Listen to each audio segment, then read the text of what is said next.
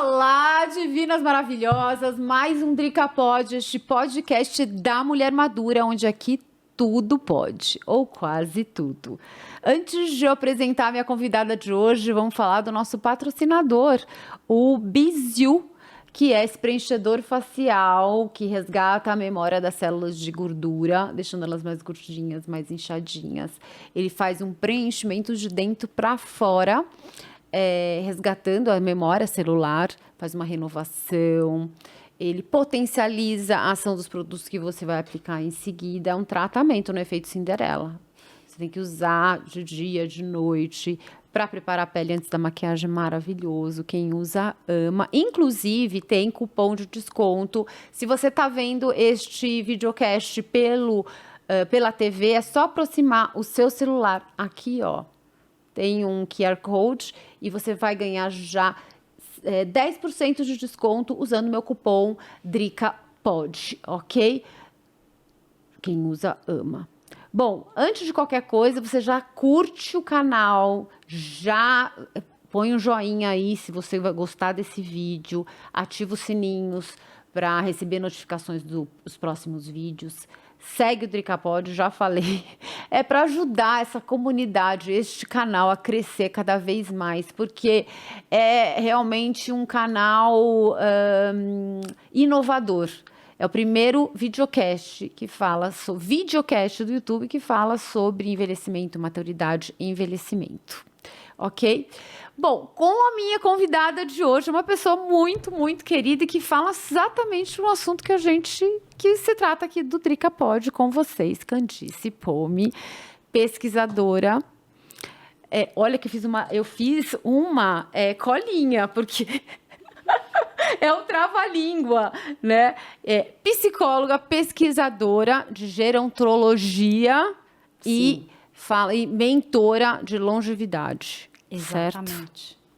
A cola tá ótima. A cola tá ótima. Tem que fazer umas colas às vezes para poder, porque é tanta coisa para guardar na cabeça. Tá ótimo. Você fala sobre um assunto também muito legal que eu gostaria que a gente comentasse sobre etarismo. É um e-book? Então, eu fiz junto com um grupo, né, de estudiosos a respeito de longevidade, cada um na sua área, porque o ecossistema de longevidade ele tem vários expertises diferentes. Tem psicólogos, tem terapeutas ocupacionais, tem médicos. Então, junto com esse grupo, a gente fez o primeiro manual antietarista, né, que a gente apresentou até na Associação Brasileira de Anunciantes, na ABA. Então, a gente fez esse manual, ele está disponível, é só baixar. Dentro do grupo Atualiza, tanto no LinkedIn, no Facebook, enfim, você acha o material lá atualizado. E a gente segue atualizando essas versões totalmente gratuitas, mas tem muita coisa interessante. É a primeira vez que se coloca em um manual de maneira simples, fácil, didática, para você não cometer, né? Tá todo mundo se educando. Eu acho que está todo mundo aprendendo a lidar com mais um tipo de preconceito, que é o etarismo. E é o que seguramente, se a gente não combater, vai acometer a todos nós, porque todos nós envelheceremos, né? Um assunto que parece, até falei esses dias, há pouco tempo que se toca no tema envelhecimento, maturidade, longevidade. Não se falava sobre isso, né, Candice? Não. É um tema que ainda tem muito tabu em torno. Eu acho que agora a gente começa a ver um movimento, e principalmente aqui no Brasil. Quando a gente olha, por exemplo, dentro dos países da América Latina, seguramente o Brasil está mais avançado nisso. Jura? Eu não sabia. Comparado com outros países da América Latina, nós estamos à frente em termos de falar de etarismo, de incluir, por exemplo, dentro das plataformas de diversidade e inclusão das empresas, colocar a questão da inclusão etária como uma das diversidades, além, né, de raça, gênero, PCD, enfim, todas as outras, LGBTQ+. Então, inclusão etária também começa a ser um novo pilar dentro dos programas de diversidade e inclusão. Isso não acontece em outros países, ainda estão caminhando nesse sentido.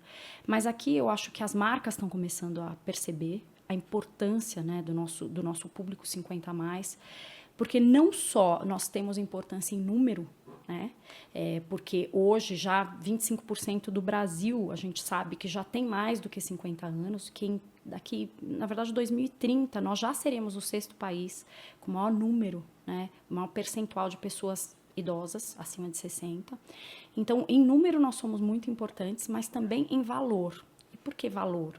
Porque o poder aquisitivo, o movimento que se gera, né, a movimentação que se gera, essa economia prateada, que é como se chama, é muito importante para o próprio setor financeiro. Então, não falar de envelhecimento é negar uma parcela grande que está aportando para a economia de forma efetiva diariamente, né? Tem muitos avós mantendo lares, tem muitas pais e mães que os filhos ainda não saíram de casa e que eles ainda continuam, né, responsáveis pela maior parte das compras, são decisores de compra, são decisores de marca, são o maior número do eleitorado. O dinheiro tá com a gente. Com a gente. É verdade, porque você já construiu uma vida, já economizou ali uma grana, ou então tá super atuante, né? Exato. No mercado.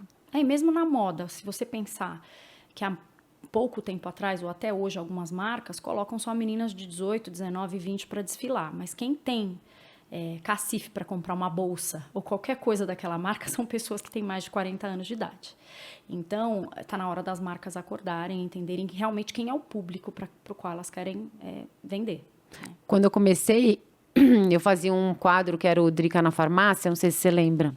Era o Drica na Farmácia, era um quadro que eu ia nas farmácias há 3 anos atrás, mais 4 anos atrás.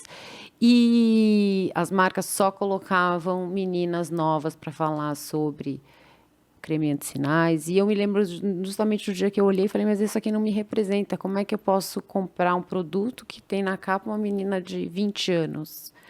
Eu tenho 30 anos mais que ela, né? 40 na época, 40 e pouco, 20 e poucos anos mais que ela. E é um fato que a gente precisa ser falado, e é muito importante que seja falado para se desmistificar também esse conceito que tem, esse preconceito da figura dos 50 a mais, né? Hoje, o que eu percebo é que o nosso portfólio de envelhecimento ele é muito pobre ainda. Pobre no sentido de que a gente tem, quando você pergunta para qualquer jovem ou para qualquer criança, o que é ser velho?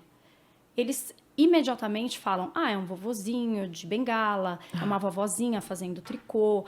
Hoje eu olho, a minha mãe tem 70 anos, ela está muito longe de ser uma pessoa que vai ficar fazendo tricô.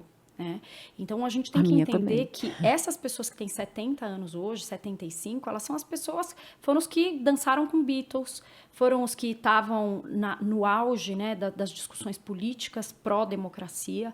Então, não dá para esperar que essas pessoas envelheçam como as gerações passadas envelheceram, que queriam sossego, o grande sonho era se aposentar e ficar sossegado, né? O status de aposentadoria era um status de retirar-se, de tranquilizar-se, de agora a minha vida está calma.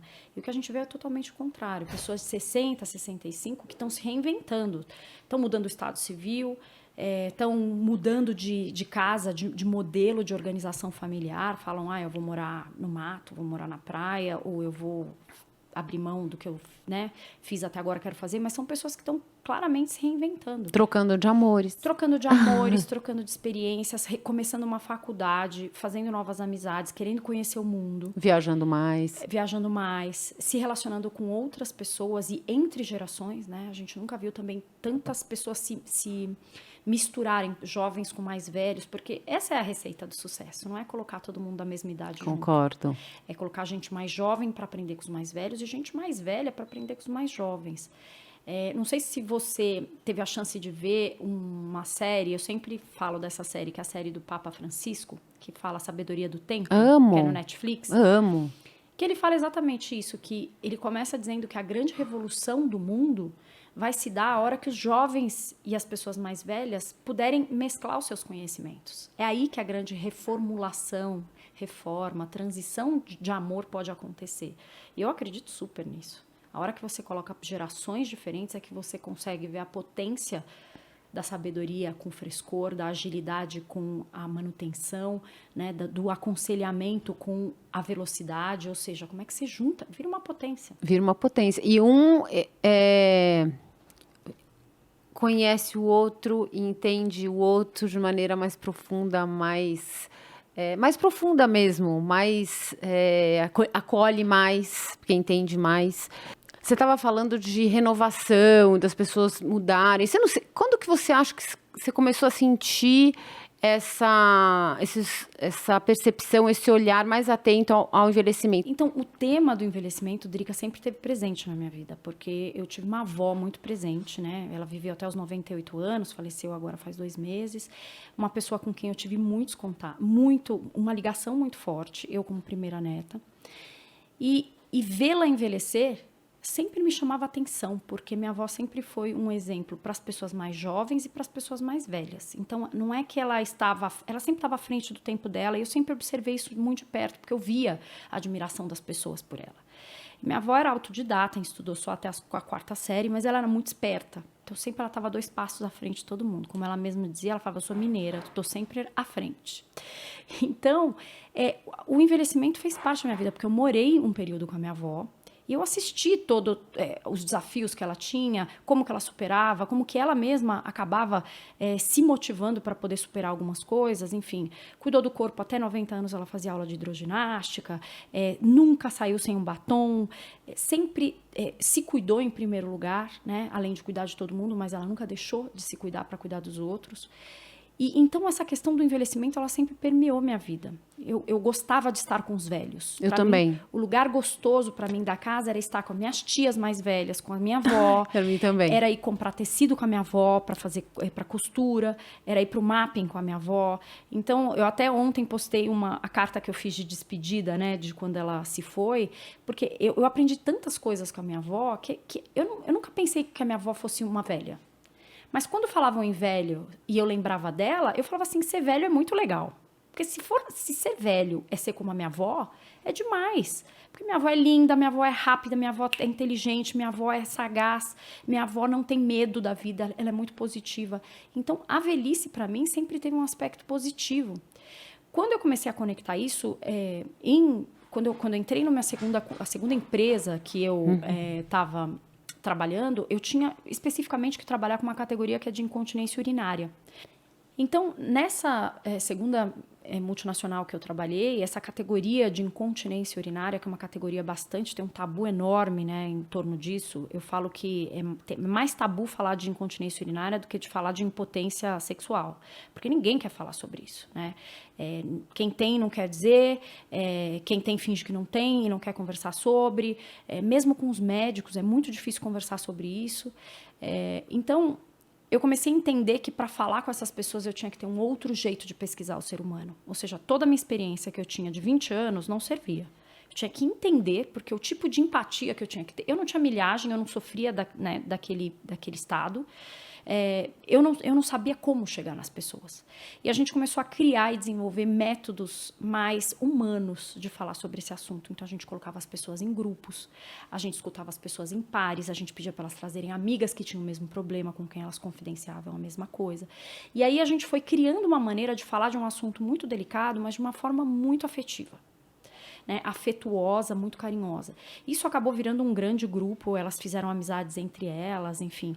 E aí eu comecei a entender que envelhecimento, ninguém queria falar e ninguém queria aprender sobre isso. Foi quando eu fui fazer, eu falei, eu preciso me equipar, eu preciso estudar. E eu fui fazer uma especialização no Einstein, em gerontologia, para poder somar da psicologia que eu já tinha, começar a entender como é que eu aplico os fundamentos da psicologia voltados para pessoas que têm mais do que 40 anos, que é quando você começa a entender que você está entrando numa segunda etapa da sua vida e que você precisa se preparar para isso.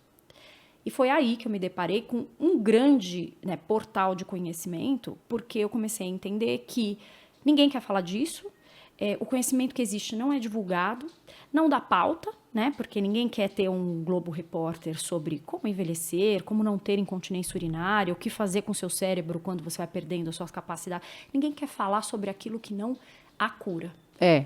Aquilo que não tem jeito.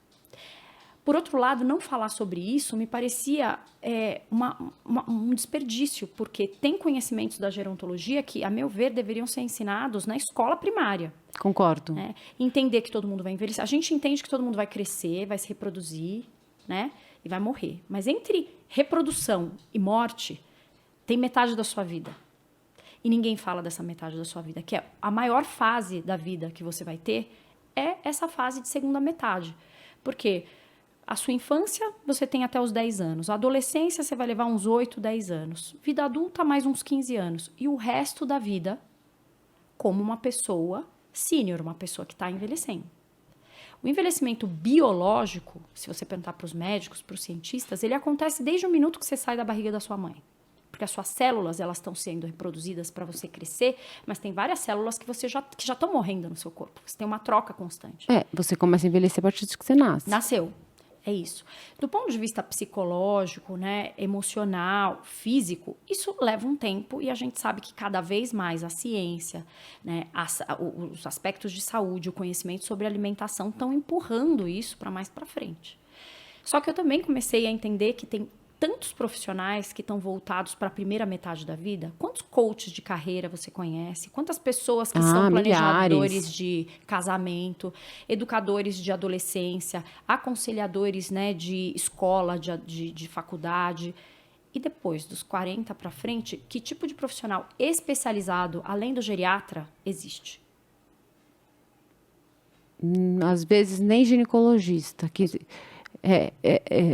Ginecologista muitas vezes fala sobre a pílula, sobre o DIU, sobre se você tá... E demora muito tempo para te perguntar e para te contar como é a menopausa.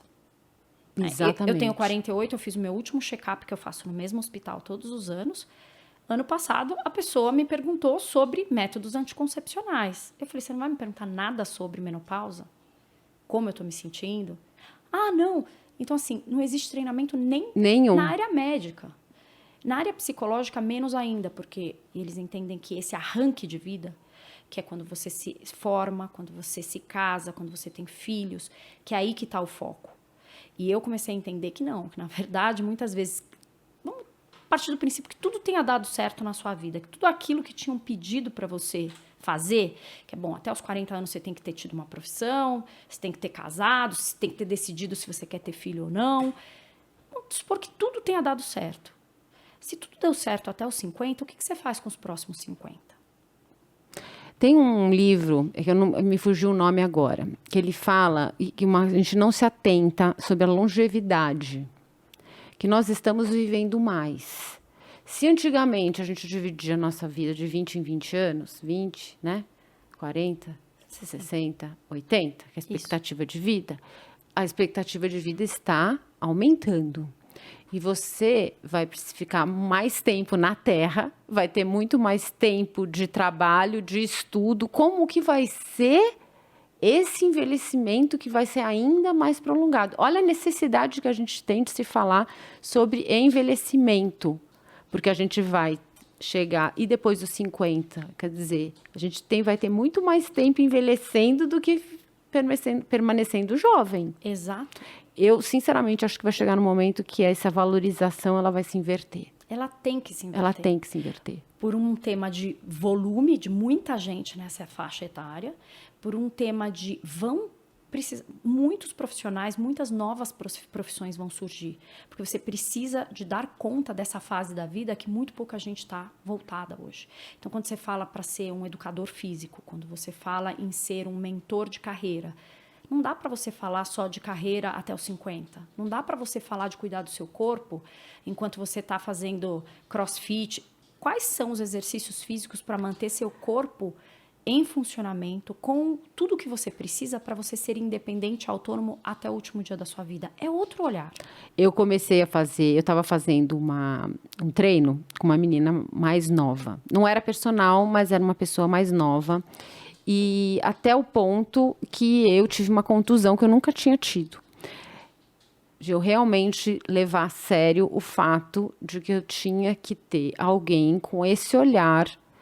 Ai, Drica, mas você tá bem. Ai, Drica, não tem nada a ver com tá bem, com fisicamente. É a questão fisiológica, que meu corpo não... Eu preciso de um preparo maior, de um fortalecimento maior. Eu preciso... Esse olhar que precisa ser atento, específico para a idade. E esse olhar, a gente vai precisar para tudo. Para a nutrição, para o exercício físico. Alguém que te olhe a longo prazo, em um período maior. Alguém que fique com você por mais tempo. Porque consistência vai ser o nome do jogo.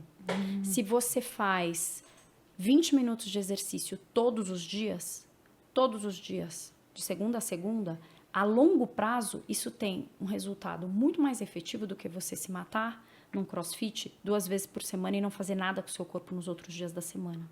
Então, esse olhar de planejamento de longo prazo, de como que eu vou estar daqui 5 anos, daqui 10, daqui 20, nos 80, eu sempre falo que de tudo que eu tenho aprendido, você precisa fisicamente de 3 coisas: flexibilidade, fôlego e força. Por quê? Porque você vai precisar amarrar seu próprio sapato, você vai precisar carregar suas próprias sacolas, você vai precisar correr atrás de um neto. Então, quando você fala nesses 3 Fs, por que eu acho que isso é fundamental? Você pode fazer o esporte que você quiser, mas você tem que ter isso como visão lá na frente. Quando eu tiver que carregar as minhas sacolas do mercado e eu tiver 80 anos e eu não quiser que ninguém faça isso por mim, eu preciso ter força, eu preciso ter fôlego, eu preciso ter flexibilidade para agachar até o chão ou guardar alguma coisa no alto. Então, tendo esse planejamento, isso é a parte física, mas na parte de nutrição, o que eu preciso? Eu vou ter que, reestabelecer. Eu não posso perder massa muscular. Os meus ossos têm que estar fortes. Eu não posso ter osteopenia, osteoporose. Quer dizer, eu preciso retardar isso o máximo possível, porque em algum momento vai vir. O meu cérebro tem que estar funcionando. Então, que tipo de vitaminas eu preciso para eu fazer com que tudo isso, essa máquina, ela perdure por mais tempo, que é isso que você falou. Se a expectativa de vida era 46 anos no século passado, em um século, hoje são 76 anos.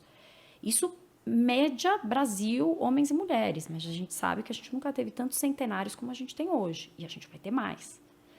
Então, o número de centenários no mundo está aumentando de forma brutal. E aí? Como é que você quer passar essa segunda parte da sua vida? Como é que vai ser? Como é que vai ser? Porque você vai estar, não é simplesmente passar, é viver bem. Viver bem, porque a gente se relacionar. Quer dizer, você vai ter que estudar mais e vai ter que se dividir a sua vida. E quero saber quando chegar com 150 anos, porque a gente vai chegar esse dia. Tem uma expectativa. Tem uma pesquisa, que diz que a pessoa que vai viver 150 já está entre nós, já nasceu. Nossa, porque eu tô arrepiada. Tem muita coisa, mas a questão não é quanto tempo a gente vai viver, a questão é como a gente vai viver. Existe aí uma questão que eu percebo em todos os podcasts que eu tenho convidadas, algumas, né? É a questão da se reinventar. E eu acho que quando a gente fala nesse aumento de expectativa de vida, eu percebo que as pessoas, elas estão sentindo maior necessidade de se reinventar, se redescobrirem, que para mim menopausa, envelhecer é você redescobrir, é você entrar numa nova fase da vida. Isso é lindo. É isso. É isso. É exatamente isso. E você teve uma reinvenção sua. Conta como é que foi durante a pandemia para você. Então, eu acho que reinvenção, né? A questão do envelhecimento, como eu tinha te falado, sempre teve muito presente e eu fui em busca, né, de estudar mais. Quando eu comecei esses estudos sobre envelhecimento, que eu via que, assim, as pessoas se assustavam, falavam, mas por que você está estudando sobre isso? Qual a lógica? Muita gente, até do próprio meio de trabalho, que trabalhava inclusive com esse mesmo público, falava, mas por que você vai estudar isso? Tipo, não tem muito o que se fazer. E eu entendi que tem muito o que se fazer. Nossa, tem muito. E uma das coisas que eu aprendi é que uma das maiores ferramentas que a gente pode ter no envelhecimento é aprender a fazer as transições. Porque a gente aprendeu lá atrás que você tem uma vida super agitada, você tem que dar o seu sangue na sua primeira metade da vida, porque a sua segunda metade da vida, se tudo der certo, você se aposenta, põe o seu biquíni ou pega o seu tricô e você vai ficar calma, tranquila na sua casa. E a gente sabe que isso não é o que acontece. A gente vai ter que trabalhar provavelmente até o fim da vida, né? Para manter a vida que a gente gostaria. Até porque o trabalho também é a cura para muitas depressões. Então, dizer que você não vai trabalhar mais, você pode não trabalhar por dinheiro, você pode não querer trabalhar na mesma intensidade, mas o trabalho como significado, se você realmente faz aquilo, e o trabalho pode ser desde ajudar alguém até um trabalho fixo. Ele tem um potencial de cura. Né? Quando você se relaciona e você entrega algo para o outro que é útil para o outro, você se sente útil nesse mundo. Então, se você puder fazer isso até o último dia da sua vida, maravilha. É compartilhar. Compartilhar. Então, a questão da transição é muito séria. E eu falei, gente, eu não posso querer ensinar algo que eu não estou fazendo, né? Então, eu comecei a entender que quando você uma vez que você entende que sua vida vai ser cheia, permeada por transições, e quanto melhor você dominar essas transições, quanto mais você for em busca das transições, ao contrário de esperar elas te pegarem no contrapé, né? e você vai em busca dessa transição, melhor você controla, melhor você dirige a sua vida. E menos de surpresa você vai ser pega. Então, eu já estava me movimentando para ter uma carreira, né, um lado B, que era voltar para a psicologia, para a área de saúde. Eu continuei trabalhando na multinacional, horário normal, mas realmente eu comecei a me dedicar finais de semana, horários fora do trabalho, para voltar aos atendimentos. Então, durante a pandemia, eu reativei o meu CRP, comecei a atender novamente como psicóloga, me descobri no consultório de novo, era tudo por Zoom, né? Mas o consultório virtual, eu entendi que realmente eu tinha que voltar para o consultório. Quando você entende que você faz a diferença na vida de alguém, que as pessoas estão se descobrindo através dos seus métodos, que aquilo está sendo importante, aquela condução está sendo primordial para a pessoa poder estar na melhor versão dela, aí você começa, eu falei, opa, tem alguma coisa aqui. Ao mesmo tempo, eu precisava estar trabalhando, né? Então, eu não podia largar tudo. E eu fui fazendo isso de maneira muito transparente, que foi também um grande aprendizado. Eu falei para os meus gestores, eu falei para o RH, eu falei para o jurídico da empresa que eu trabalhava, que eu estava voltando a atender, que eu ia começar a fazer consultoria para marcas que queriam falar com esse público, ou seja, que esse meu servir estava em função do envelhecimento e da longevidade. Então, a gente estava entrando num acordo que fora do meu horário de trabalho eu poderia fazer o que eu quiser, o que eu acho que todo mundo tem direito de fazer. E foi uma grande descoberta, porque ao deixar isso não oculto, ao contar isso para os meus gestores, ao contar isso para as pessoas que eram da minha equipe, eu vi que muita gente também se motivou a buscar um lado B. Muita gente falou, poxa, que legal, você já está se preparando para um próximo passo. Legal. Então, eu comecei a atender, minha rede de contatos se multiplicou, porque daí eu comecei a sair daquela bolha corporativa e ir para o mundo real, né, do mundo humano, da área de saúde, dos perrengues, de todas as coisas que acontecem, mas é a vida real. E, em paralelo, essa fome de aprender, quando a gente encontra um lugar, uma coisa que a gente se encanta e algo que você gosta, não tem cansaço. Não. Né? Você vai, você quer estudar, você quer assistir um filme a respeito, você quer falar com as pessoas, você quer ler. Não tem sábado, não tem domingo. Não tem sábado, não tem domingo. E muitos dos meus filhos viam minha felicidade e eles falavam, não, mamãe está estudando. Não entra que a mamãe está em live. Não entra. Então, eu vendo também o respeito e a admiração dos meus filhos, eu falava, tá tudo certo, tá tudo se encaminhando. Durante a pandemia, eu fiz esses atendimentos. Durante a pandemia, eu vi também que eu estava num relacionamento que eu não estava feliz há muitos anos, né? E por conta de uma vida muito regrada e muito organizada em torno, né, da corporação, de uma vida papai, mamãe, filhos, tudo mais, aquilo não era uma prioridade para mim olhar para aquilo. E durante a pandemia eu pude olhar para aquilo. Né? Eu pude olhar com transparência e ver e consegui, me divorciei. Em paralelo, também toda a reorganização da casa, dos filhos e tudo mais começaram a acontecer. Em paralelo, uma reestruturação na empresa começou a acontecer e nós chegamos a um acordo onde eles falaram, olha, a gente realmente, acho que talvez não seja mais hora, a menos que você queira se mudar. Então, eu tinha uma possibilidade de ir para os Estados Unidos, que não era hora para mim, porque eu estava justamente nesse momento de divórcio. E eles falaram, então vamos fazer um acordo, você fica mais um ano, trabalha com a gente nesses projetos, que eram projetos lindos, que eu pude trabalhar até o final. E foi um desligamento muito suave. Então, eu fiquei, durante a pandemia, eu comecei a trabalhar, eu já vinha estudando há uns 4 anos, né, sobre longevidade. Então, foi uma transição planejada, onde eu peguei a transição e puxei para mim. Onde, ao invés de esperar a transição me pegar, ou seja, uma reestruturação numa corporação me pegar e eu ficar desempregada, ou eu decidi o que eu ia estudar depois que eu ficasse desempregada, ou eu esperar que a relação ficasse tão ruim a ponto de eu falar, meu Deus, como que eu vou sair disso?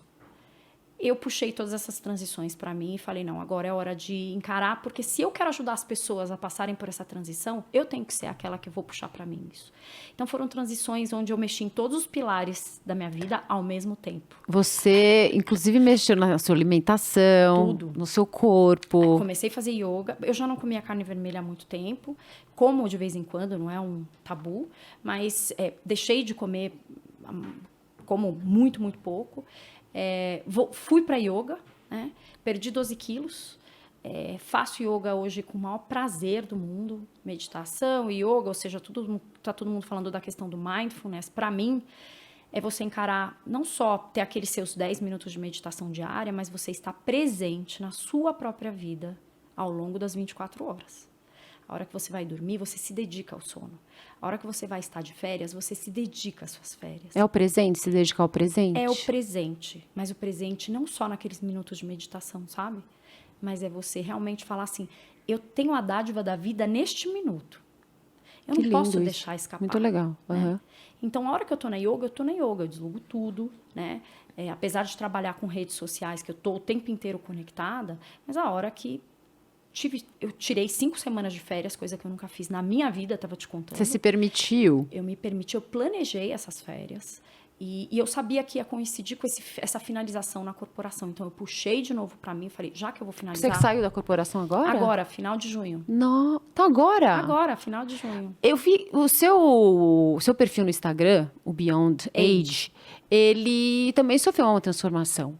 Ele não foi sempre sobre longevidade, não é? Foi sempre sobre longevidade, mas não tocava, era diferente o perfil. Ele foi se modificando ao longo do tempo, mas ele nasceu quando eu já estava fazendo gerontologia. Então, porque eu falava, putz, eu tenho que dividir isso com as pessoas, gente, que eu tô aprendendo hoje, gente, isso deveria todo mundo saber um negócio desse, sabe? E eu comecei a falar lá. Só que depois eu fiz a identidade visual, comecei a olhar mais do ponto de vista, deixar ele mais leve, trazer dicas, ver os filmes que eu estava assistindo, eu queria dividir com todo mundo, porque falava de longevidade de um jeito bacana, músicas que eu estava escutando e que me despertavam alguma coisa. Então, o Beyond Age, como perfil, ele reflete muito as transições que eu tenho vivido. Ele é um perfil feito por mim, então, se você me escreve por lá, eu respondo por lá, porque eu não tenho uma equipe que trabalha com isso. Eu tenho a Natália, que me ajuda com as dicas de filme e tudo mais, que é uma super cinéfila, que me ajuda muito, a Natália Dornelas. Mas, assim, todo o pensamento da pauta, tudo que eu quero dizer, as pesquisas que a gente coloca, porque meu background de pesquisadora, eu não ponho nada lá que eu não sei a fonte, que eu não sei de onde veio, que eu não confie. Então... Você pesquisa muito. Eu pesquiso, eu gosto de estudar, e eu acho que ele acabou sendo também muito espelho do que eu estou vivendo. Então, quando eu estava falando de separação, eu nunca falei abertamente de divórcio, separação lá, mas eu deixei muito claro para quem me segue que eu tinha um novo estado civil, que eu estava reformulando a minha vida. Quando eu fui para yoga, quando eu comecei a fazer jejum intermitente, eu nunca faço nada para que as pessoas me sigam no que eu estou fazendo. Eu acho que o grande objetivo do Beyond Age lá é dizer, além da sua idade, você pode o que você quiser. Você pode experimentar uma nova dieta, você pode experimentar um novo estado civil, você pode experimentar um novo esporte. Você deve fazer novas coisas e você deve puxar isso para você. Você não tem que esperar que a vida te chacoalhe para isso, porque vai ser muito mais suave. Por isso que quando eu fiz o Drica Pod, foi um jogo meio de palavras, que é aqui tudo pode ou quase tudo. E eu sou do seguinte lema, eu posso tudo, quase tudo, e eu não tenho que nada. Isso. Eu não tenho que nada. Eu quero pessoas que me inspirem. Eu não tenho que me espelhar. Eu quero pessoas que me inspirem. Eu não tenho que copiar ninguém.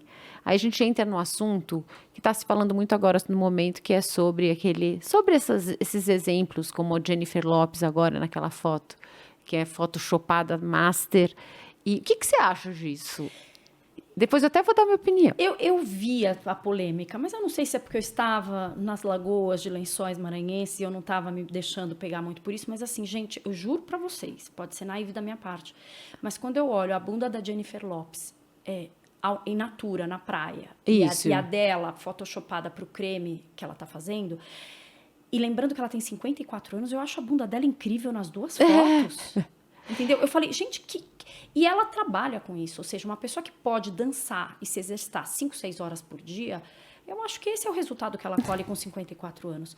Óbvio, você tá na praia com uma luz que não te favorece, com um biquíni numa posição que você não tá posando, mas assim, eu achei uma discussão tão pequena perto do que ela é como quer dizer, latina, né? Mas assim, com uma família latina. Com a representatividade que ela tem. Furar todas as bolhas de Hollywood. De onde ela veio. Dela continuar sendo autêntica, né? Porque ela continua com o sangue latino nas veias, então por mais... Ela não se rendeu a Hollywood a ponto dela ficar uma loira americanizada.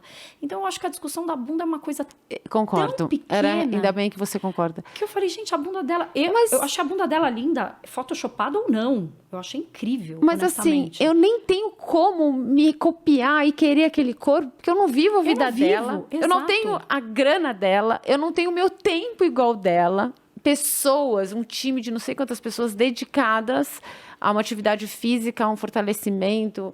Deve ter um cozinheiro na casa dela, mega blaster, nutrólogo, ela é 24 horas por dia. Massagistas, aparelhos. Tá tudo então lindo. não dá nem para eu passar na cabeça de me servir como exemplo. É que eu acho que muito da discussão, que eu entendi um pouco que as meninas lá da longevidade estavam falando, do nosso ecossistema, de que enfim, um objetivo inatingível, aquela bunda, colocar alguém que tem 54 anos com aquela bunda, dizer, de novo, colocar regras pra gente. Mas não é regra. Eu não acho regra. Também não acho. Eu li uma coisa essa semana que eu achei tão simples e tão bonito, né, que fala assim, a sua vida vai ser exatamente como você leva os seus dias. Então. Se você leva os seus dias dançando e se exercitando, você vai ter a bunda da Jennifer Lopez. Se você leva o seu dia reclamando e falando, eu nunca vou ter a bunda da Jennifer Lopez, sentada no sofá, é assim que vai ser sua vida. Isso, então, bárbaro. Assim, a vida dela, pra mim, é tão maior do que a bunda, que também é grande, mas assim, é tão maior, que assim, não tem porquê. Porque essa discussão. Eu te faço essa pergunta porque existem, eu digo que, não sei se posso falar, etarismo às avessas. É as pessoas quererem que você entre num esquema, num quadrado de envelhecimento, como se aquilo me representasse ser envelhecer. Você lembra quando eu te falei que o nosso portfólio de envelhecimento é pobre? A gente tem 2, 3 tipos que quando a gente fala de o que é um velho, né? E um velho na melhor dos sentidos. Quando eu falo velha, a palavra velha para mim é uma palavra muito positiva, porque velha era minha avó e minha avó era incrível. Então, assim, quando a gente fala o que é ser velho, a gente vem 2, 3 imagens na cabeça. Só que como muita gente está envelhecendo, a gente tem um volume, um contingente massivo de pessoas que estão envelhecendo, a gente começa a desdobrar um pouco esse portfólio. Vão ter pessoas que vão envelhecer surfando. A gente está vendo as primeiras velhas tatuadas, porque elas se tatuaram mais jovens e agora estão envelhecendo, porque antes as pessoas falavam, né? Mas e aí, quando você envelhecer, como é que vai ficar essa tatuagem? Vai ficar a tatuagem como enrugada, mas né, marcou um momento. Então, a gente está começando a desdobrar um pouco esse portfólio. E eu acho que o que você está chamando dessa regra do envelhecimento, para você assumir o seu envelhecimento, você tem que estar de cabelo branco. Ou para você envelhecer, você não pode fazer procedimento. Eu acho que a grande regra do envelhecimento é que a gente tem que se livrar de todas as regras. Isso. Essa deveria ser a regra. Sabedoria. Eu quero envelhecer. Se eu quero fazer botox, eu faço. Se eu quero deixar meu cabelo branco, eu deixo. Se eu quero me tatuar, eu me tatuo. Se eu quero decidir que eu vou experimentar um outro tipo de relação, eu vou. Eu acho que essa é a maturidade na velhice. Porque nem todo velho é maduro. Boa. Vamos falar mais sobre isso. Nem todo velho é maduro. Porque o amadurecimento, ele vem dessa liberdade que a gente ganha, que a idade nos prestigia. Por isso que eu gosto muito do conceito de ageful, que não é o ageless, é o ageful, é o cheio de idade. Porque eu acho que quanto mais idade a gente tem, é como se nossa carteira fosse aumentando, como se nossa milhagem fosse aumentando. Se eu sou cartão Gold, eu vou ser cartão Kryptonita quando eu tiver 100, entendeu? E aí eu posso tudo, no sentido de que eu posso aquilo que faz bem para mim. Se aquilo vai me transformar numa pessoa melhor de conviver, se eu vou ser uma pessoa mais feliz, mais completa, eu posso me tatuar, eu posso deixar meu cabelo branco, eu posso ter uma bunda bonita ou não. Eu chego ao ponto de achar que até esse meu slogan do Drica Pode, aqui pode tudo, quase tudo, eu acho que à medida que eu for envelhecendo, vai chegar um ponto que fala que pode tudo. Eu também acho. Porque você vai colocando os seus limites no final. Isso, acho que é isso que é a sabedoria, porque o envelhecer é sabedoria e leveza. Exato. O envelhecer, a gente vê que tem muita gente que envelhece e não amadurece, que é isso que eu estava te dizendo, que é... Muita gente me pergunta e fala assim, nossa, Candice, como é que eu faço com os meus pais? Eles estão envelhecendo de um jeito tão ruim, ou eles estão envelhecendo de uma maneira muito rabugenta ou emburrado. De novo, a sua vida vai ser como você leva os seus dias. Então, se você for uma pessoa muito insistente, inflexível ao longo da sua vida, não espere que você vai ter lá na frente um velho que vai ser super flexível, que vai ser aberto a coisas novas. a gente vai cristalizando aquilo que a gente foi sendo dia a dia. Então, se você quer ter uma velhice diferente, vai experimentando isso hoje. Vai sendo diferente hoje, para você ir ganhando essa massa, esse músculo, essa flexibilidade. Porque não adianta lá na frente falar assim, mas agora não dá tempo. Não, sempre dá tempo. Sempre dá tempo. E quanto mais cedo, melhor. Esse é meu lema. Sempre dá tempo, mas quanto mais cedo, melhor. Eu percebo, quando eu era jovem, eu falava, as pessoas não mudam. Agora que eu estou envelhecendo, eu falo, as pessoas mudam e graças a Deus que mudam. Coitado é quem não muda. Coitado quem não muda. Gente, é muito triste quem não muda. Mas a gente, por muito tempo, por uma questão de educação, eu digo, como os nossos pais foram ensinados, e a gente, com certeza, você deve ter ouvido em algum momento da sua vida, aquele fulano, a fulana não muda, ele vai ser sempre assim. E eu não acho isso.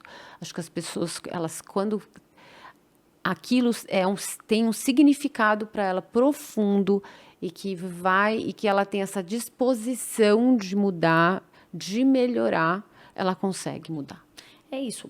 Se ela puxa a transição para ela vai mudar naturalmente, porque ela vai em busca da mudança. Se ela não quer, e se ela precisa se melhorar, em algum momento você recebe um chacoalhão da vida. Todo mundo recebe. Recebe. E aí as pessoas, elas têm a oportunidade de mudar, mas elas podem não mudar também, mesmo com o chacoalhão da vida. Toda a parte da teoria das transições, elas falam de uma coisa, o Bruce Feller, que é um cara que escreve sobre as transições da vida e tal, ele fala muito assim, que a gente tem a oportunidade, cada grande mudança que nos acontece externamente, ou seja, perder um emprego, mudar de estado civil, alguma tragédia que te aconteça, ela é uma mudança externa, que pode mudar o seu interno. Mas tem gente que opta não mudar o interno. Então, ela não aproveita a mudança para fazer a transição. A transição só acontece de dentro para fora. Isso. A mudança é de fora para dentro. Perdi o emprego, eu me divorciei, meus filhos saíram de casa. Então, como é que é? A mudança, ela é externa. Ah. Alguma coisa que te acontece. O seu cenário mudou. Então, ela é de fora para dentro. Com isso, você pode aproveitar aquela mudança que aconteceu no seu cenário. Eu perdi o emprego, eu vou fazer outra coisa da vida. Eu me divorciei, eu quero ser uma pessoa melhor e para me relacionar de uma forma melhor. Meus filhos saíram de casa, eu vou ressignificar minha vida. Então, aconteceu uma mudança externa e eu aproveito para fazer uma transição interna, para me ressignificar com aquela mudança. Tem gente que não aproveita isso. E que mesmo com aquela mudança externa, ela não faz a transição interna, ela fica daquele jeito. E ela vai se resiste. Ela resiste. E ele fala, as pessoas elas só fazem essa transição, você pode ter uma transição e causar a mudança externa. Ou seja, você fala, eu quero mudar, eu quero me desenvolver, então eu vou mudar meu cenário. Eu vou me divorciar, eu vou procurar outro trabalho. Foi o que aconteceu comigo. É isso. Então, você foi em busca da transição. Pela sua experiência que você, assim, de consultório, você faz, né, atendimento. Como é que as pessoas estão encarando hoje em dia o envelhecimento? É difícil para elas? Primeiro que quem chega para mim, eu só atendo pessoas que querem se preparar para a segunda metade da vida. Então, adolescentes, não é meu nicho. Meu nicho são pessoas que estão trabalhando para estarem melhores ou se prepararem para a segunda metade da vida. Então, são pessoas que já estão mais abertas a falarem de envelhecimento. Então, eu não tenho tanto problema, porque isso já chega meio que filtrado para mim. Até porque as pessoas me buscam porque elas querem falar do próprio envelhecimento. Mas se você me perguntar, no geral, o que eu percebo é que a gente está numa mudança enorme cultural no país, no mundo, de entender qual que é o espaço do velho. Que espaço social, cultural, econômico tem os velhos na nossa vida? Antigamente, os avós eram sábios, né? Eles é que sabiam o que ia acontecer. Se você queria um conselho sábio, você falava com os avós. Hoje, os netos perguntam para o Google. Nossa, eu adoro conversar com velhinhos. Aí, você sabe que essa coisa de velhinho, eu era muito, mas muito, muito, muito apegada à minha avó. Muito. E ela faleceu nova. Com 54, 55 anos. Super jovem. Super jovem, mas aparentando uma velhinha. E eu tenho essa coisa de velhinha, porque não pode falar velho e tal, não sei o quê. E eu tenho exatamente esse mundo, esse velhinho, para mim, é um campo tão gostoso. Eu gosto tanto de conversar, eu tenho tanto a aprender, até o jeito dele falar, das pessoas mais velhas falarem, conversarem. são inspirações para mim. Então, eu olho aquele velhinho e falo, puxa, eu quero ser assim quando envelhecer. Ou não, esse aqui eu não quero. Porque é um campo muito confortável e gostoso para mim. Eu adoro velhinhos. A gente pode sempre tomar como exemplos e anti-exemplos, né? Tá aí, a gente pode aprender com todo mundo que está envelhecendo à nossa frente. Mas existe essa mudança cultural que, das duas, uma, ou a gente trata toda pessoa idosa como uma pessoa boazinha, que é um erro também. É um erro também. Porque, né, como diz uma professora minha, até os canalhas envelhecem. Opa! Né? Então, é um erro você achar que todo velho é bonzinho, ao mesmo tempo de achar que todo velho é rabugento, todo velho não tem agilidade de pensamento. Pelo contrário, a gente está vendo aí muitas startups, muitos novos empreendimentos que são criados a partir de 60, 70 anos. Né? Começando. Então, o que eu vejo é que assim, tem uma mudança cultural que a gente precisa entender. Onde está o velho da nossa família, começando pela nossa família? Onde estão os nossos velhos? Como eles são tratados? O que a gente aprende com eles? Nossa, minha mãe tem uma vida social melhor que a minha. Então, que exemplos a gente tem com os nossos velhos?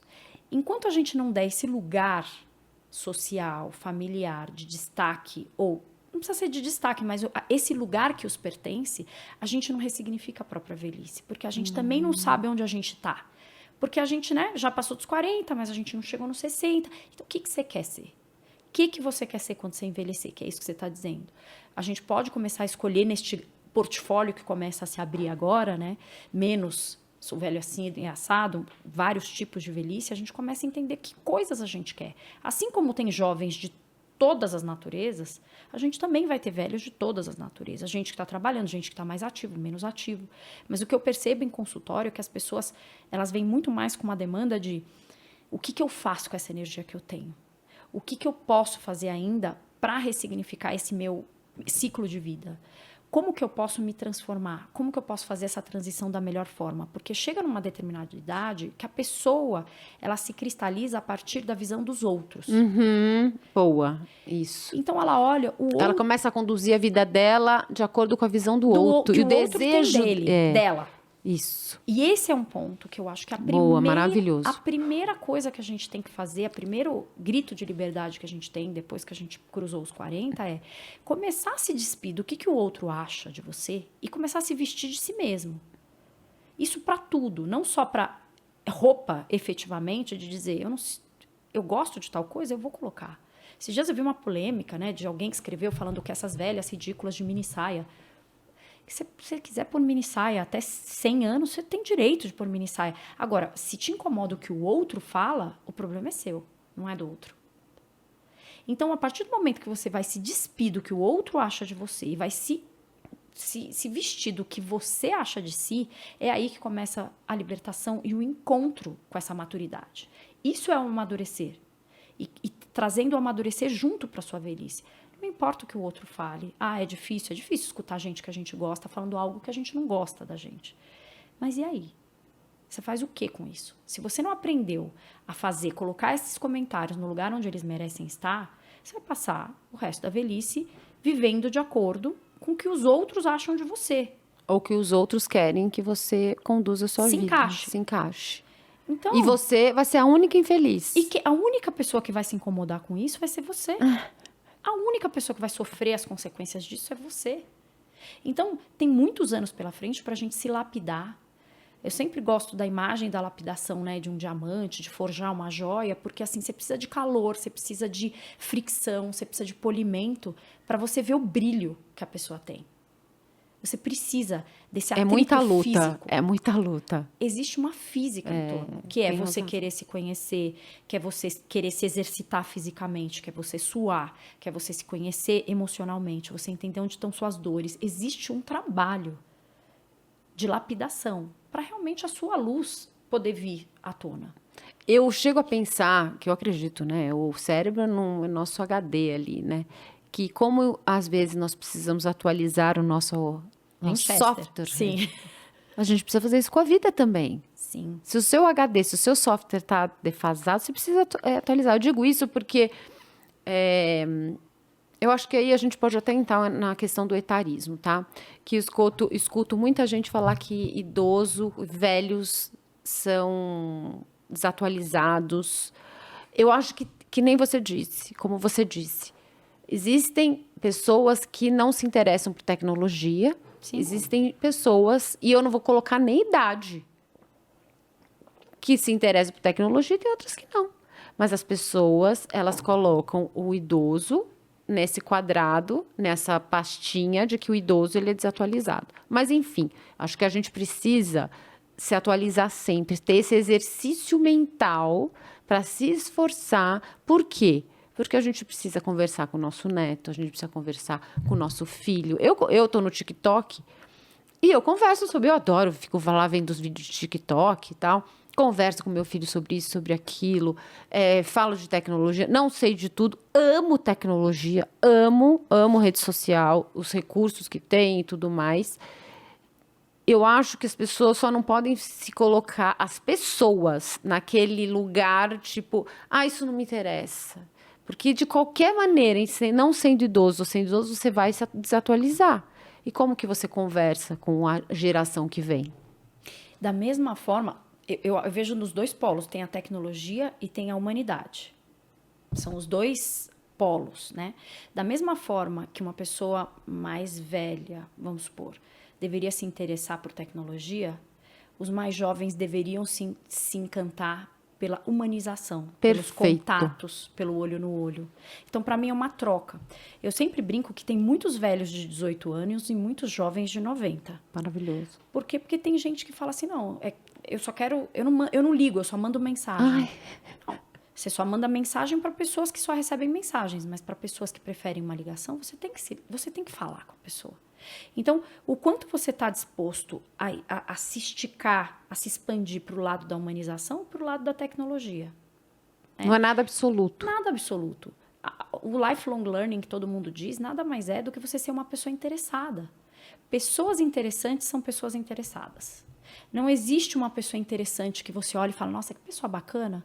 Essa pessoa, eu tenho certeza que ela tem alguma paixão, que ela tem um brilho no olho, que ela fala de alguma coisa, que ela tem um interesse, que todo mundo percebe que ela tem um interesse em alguma coisa. Então, para você ser uma pessoa interessante, você tem que ser uma pessoa interessada em aprender, se desenvolver, nessa fricção da vida, para poder tirar o melhor. Conhecer coisas diferentes, abrir sua mente e se livrar dos preconceitos. Você precisa ser bom em tudo? Não. Não. Mas você precisa querer saber, ou você Não, precisa... apenas se interessar. Curiosidade. Quociente da curiosidade é o mais importante na longevidade. Você tem o QI, você tem o QE, o quociente emocional, o quociente intelectual, o quociente espiritual, que muita gente já fala, mas o quociente da curiosidade, que é o QC que eu falo, é o mais importante, porque você estar curioso pelo mundo, pelo que está acontecendo à sua volta. É um jeito de você nunca envelhecer como alma, como cérebro, como corpo. Né? A gente precisa dessa fricção, não tem como. Sobre etarismo, como eu tenho meu perfil lá no TikTok, né? E outro dia, olha, é interessante, olha que eu vou te falar agora. Eu não tenho problemas de hater, mas eu tenho algumas mensagens desagradáveis, mais no Instagram, que meu perfil é bem nichado. Jura? Do que no TikTok. No TikTok eu não recebo uma mensagem desagradável. Você tá brincando? Nenhuma. Todos os jovens do TikTok falam, nossa, eu quero envelhecer como você, eu quero chegar na sua idade como você. E aí o fato é que uma das meninas chegou e falou assim, eu quero chegar na sua idade assim como você. Entrou uma discussão sobre preconceito. Não, você não pode falar isso. Você não pode dizer que você tá linda para sua idade. E aí eu falo, gente, mas para mim, eu juro para você, Candice, não é nenhum. Eu não enxergo isso como um preconceito. E aí eu queria que você destrinchasse um pouco isso. Tem várias vertentes. Agora, olha que você viu que interessante. Desculpa te interromper. Como eu tenho uma resistência, não maior, mas eu tenho alguns comentários vindos de mulheres maduras, enquanto dos jovens eu não tive nenhum. Isso é muito louco, né? Isso é muito louco. E vindo de outras mulheres também, que eu acho muito... Isso, vindo principalmente outras mulheres e outras mulheres maduras. Né? Isso é muito doido. Muito doido. Porque é como se a gente brigasse por um lugar e quando a gente vê alguém ocupando um lugar que é diferente, a gente quer voltar e pôr a pessoa na caixinha, né? A gente quer, tipo, como...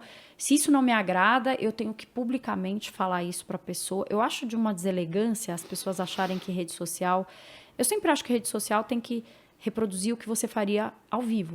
Se você estivesse de frente para a pessoa, você seria deselegante de jeito nenhum, dessa imagina, forma? nunca. Então, assim, acho que é básico, sabe? São... A gente vai entrar no negócio de educação e tem outro ponto também, que a gente também se depara com machismo, né?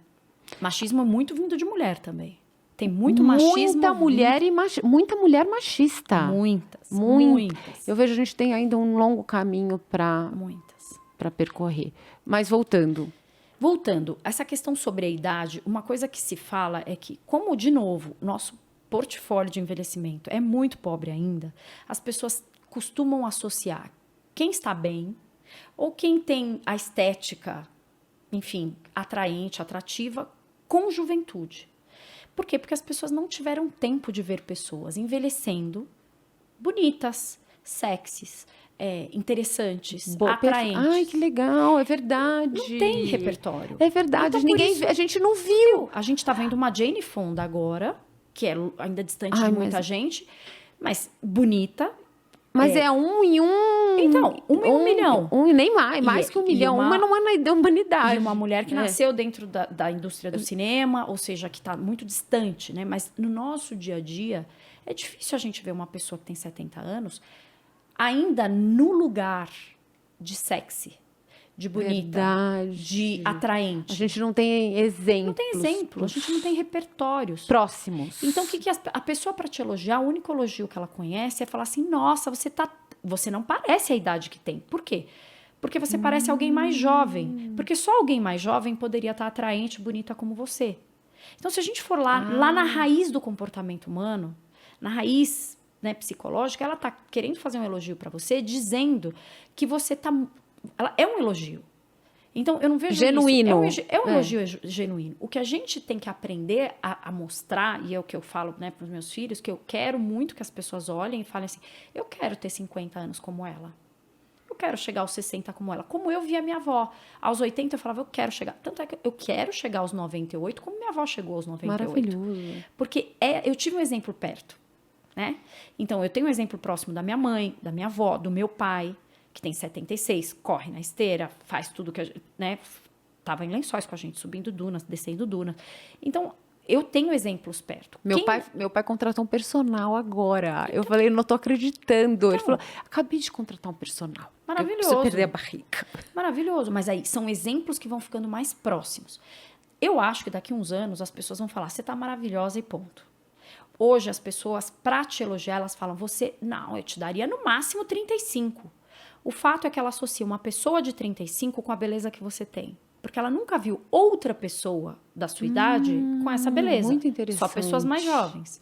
Então, Nunca tinha pensado sobre esse ângulo. As pessoas falam que é etarismo você dizer que você parece mais jovem. O que eu costumo dizer é que eu aceito o elogio, mas eu adoraria dizer para a pessoa que fala assim, a pessoa fala, você não parece, te daria no máximo 35.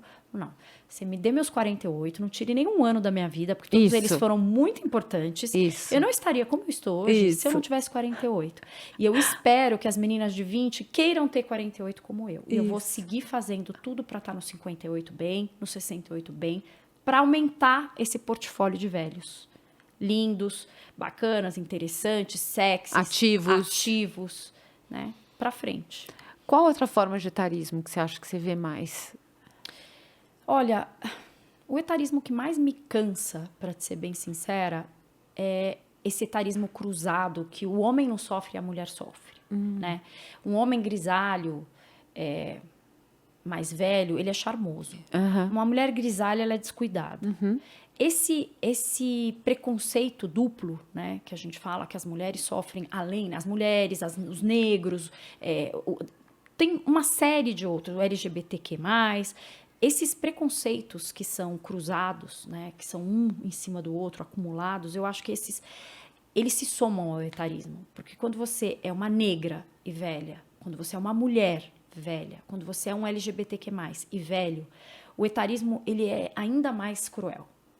Eu acho que ser velho já é um grande desafio para a nossa sociedade. Eu vejo as redes sociais, por isso que eu adoro as redes sociais, porque elas estão dando voz a todos esses grupos.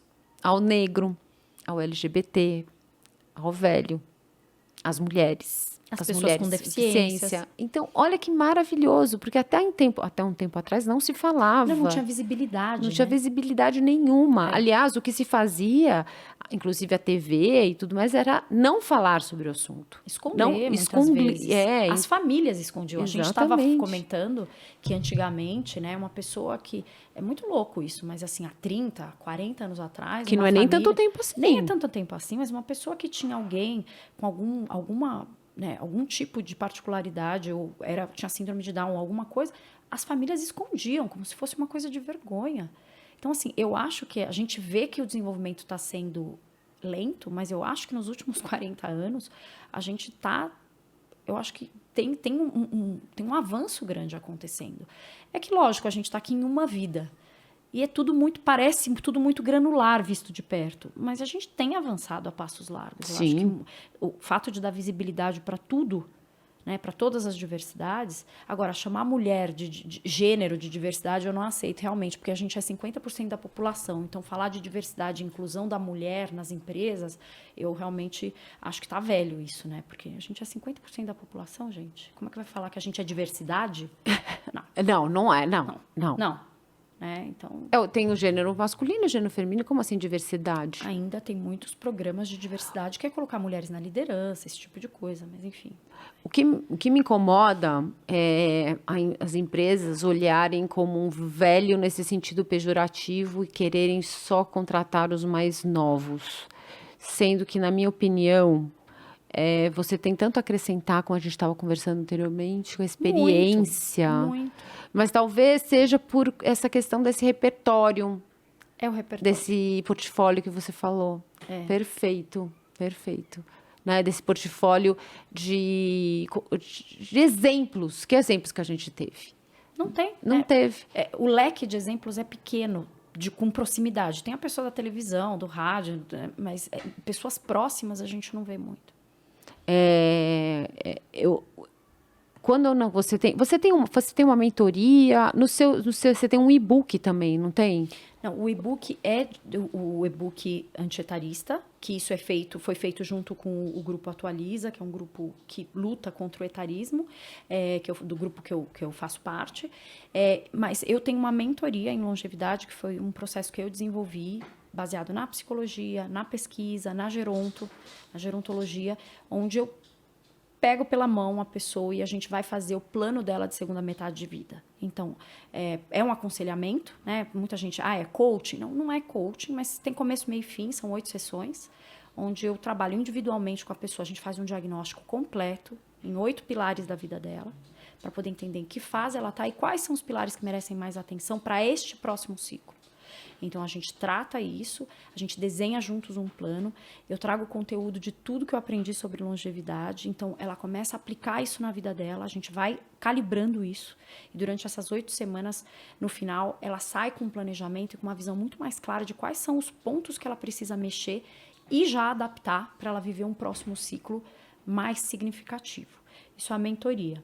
Eu tenho as jornadas, que são em grupo, que acontecem por Zoom, que vai começar uma próxima agora daqui 2 semanas. A gente vai começar uma agora em final de agosto. Que são jornadas em grupo, onde eu passo por todo o conteúdo sobre longevidade. E a gente faz desse grupo um grupo de trabalho e um grupo de apoio. São pessoas que não se conhecem, saem de lá se conhecendo. E a gente trabalha muito em pares, com exercícios, para a gente realmente fomentar essa longevidade ativa. Eu quero participar. Vai ser demais. Está começando agora em agosto. Mas é presencial? A gente faz a primeira e a última, a primeira sessão 1 e a sessão 8 presenciais, e o resto é tudo por Zoom. São 2 horas, uma vez por semana. 8 semanas também. Eu acredito muito no 8. Por que 8? Porque o 8, para mim, é o número da abundância, da prosperidade, do infinito. É um número que cabe o universo inteiro dentro. Então, o 8, para mim, sempre foi muito positivo. Tudo na minha vida acontecia, era acabava dando 8. Então, são 8 sessões, eu fiz 8 pilares, é um programa que eu desenvolvi. E daí, além da mentoria individual, das jornadas que são em grupo, eu comecei com os retiros. Então, são retiros de final de semana. Nossa, que barato, que a gente que pilotou legal. a gente pilotou antes das férias, em junho, e onde a gente teve as primeiras 13 pessoas, e foi demais. A gente vai ter um no dia do início da primavera, 23 de setembro. É um final de você semana. faz lá? Que a gente trabalha os 4 corpos. Então, é o corpo cognitivo, né, o seu cérebro, o corpo emocional, suas emoções, o corpo espiritual e o corpo físico. Esses são os pilares do envelhecimento? Eles são alguns. Quais são os 8 pilares? Na verdade, a gente tem vários. A gente tem os 4 corpos e depois eu tenho mais 4 que são o seu reflexo no mundo. Ordenar, aprender, relacionar e servir, que é o seu propósito no mundo. Então, a gente começa com os 4 corpos, que são coisas que você tem o seu controle direto em como mexer nesses 4 corpos. E desde esses 4 corpos, eu opero em 4 dimensões de como que eu quero me expressar nesse mundo e nesse período da minha vida. Então, que é isso, que é a ordem que eu vou colocar na minha vida, o que eu quero aprender, como eu quero me relacionar e relacionar esses aprendizados, e como eu quero juntar tudo isso e colocar a serviço do mundo, que é o meu propósito. O que eu acho mais importante na vida, que vou te falar, eu encontrei aos 42 anos, eu não tinha propósito de vida. Você acredita? Eu não tinha. Na verdade, eu não entendia o meu propósito. Eu já sabia que eu queria falar sobre beleza desde que eu nasci. Desde que eu nasci, eu gosto de falar, de dar dicas, eu lembro que eu fui para uma escola, eu me lembro do boletim. A Adriana adora dar dicas. Falando sério, juro, desde pequena. Só que isso foi colocado para mim de uma maneira, que eu acho que até é um ponto legal da gente falar, de uma maneira pejorativa. Superficial. Essa análise superficial me gerou como se aquilo fosse tipo conselheira, a chata. E, na verdade, eu tive que descobrir em mim mesma, com as minhas próprias ferramentas, como ordenar tudo isso para focar num propósito. É isso. Demorou 40 e poucos anos, mas eu consegui. Mas você fez isso rápido. Tem gente que passa uma vida e não sabe. Imagino. Porque as dicas que você está falando era a maneira que você tinha de se colocar a serviço do outro. Isso. Só que quando o outro acha isso, ou classifica, ou julga isso de uma maneira menor... Isso. E pior, a gente acredita naquele julgamento... Porque a gente também não tem conhecimento nem de vida, nem experiência de vida. É isso. Atrito, polimento, a gente não tem. Quando a gente vai polindo e quando a gente vai... E eu sempre gosto, por isso que esse trabalho é um trabalho muito profundo e por isso que eu juntei essas 3 partes, né? Da psicologia, da gerontologia e da pesquisa, porque eu preciso fazer uma arqueologia na vida da pessoa quando eu faço preciso entender de onde vem, dos avós, dos bisavós, das crenças que ela tem, pra gente chegar nisso. Pra gente falar assim, o que te falaram que você acreditou e que você deixou para que você estivesse onde você está hoje? Mas isso é muito real.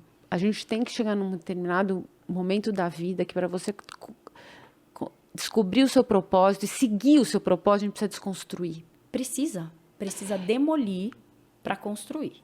E aí você pode ter até o mesmo propósito, mas você vai construir com os tijolos que você acredita. E aí faz toda a diferença. Não com os tijolos do outro.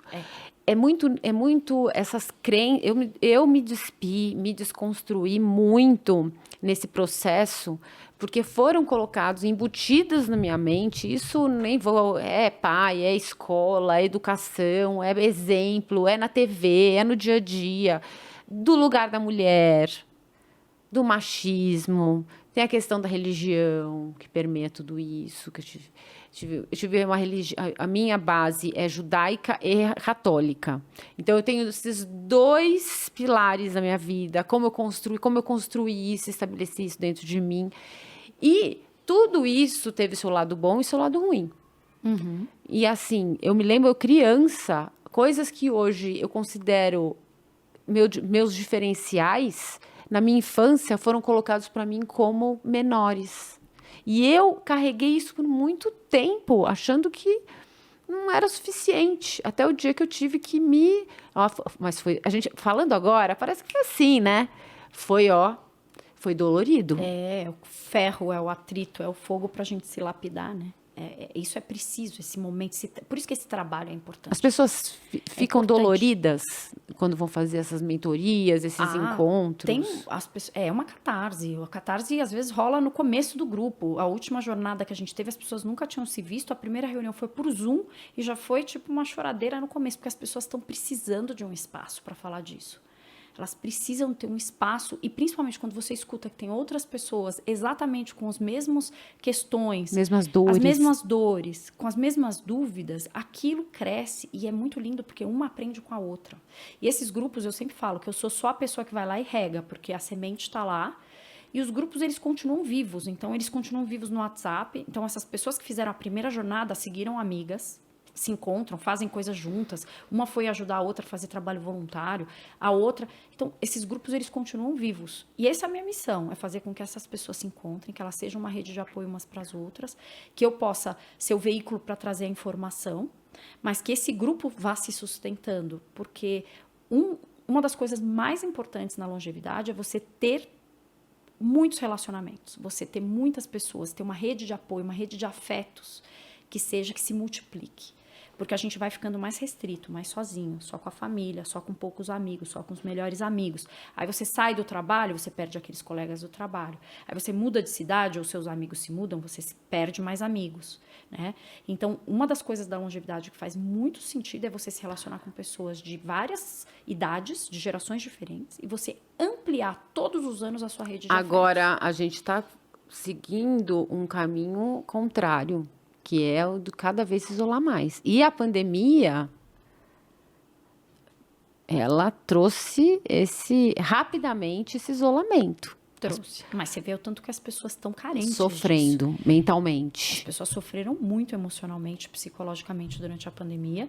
E agora você vê o boom das pessoas, a alegria que é encontrar de novo as pessoas, as famílias se reverem, as festas de aniversário. Tá tudo em ebulição, né? As viagens e tudo mais. Porque é preciso você, na segunda metade da vida, ter uma rede de afetos com quem você possa contar. É que o ser humano, ele é sociável. É gregário.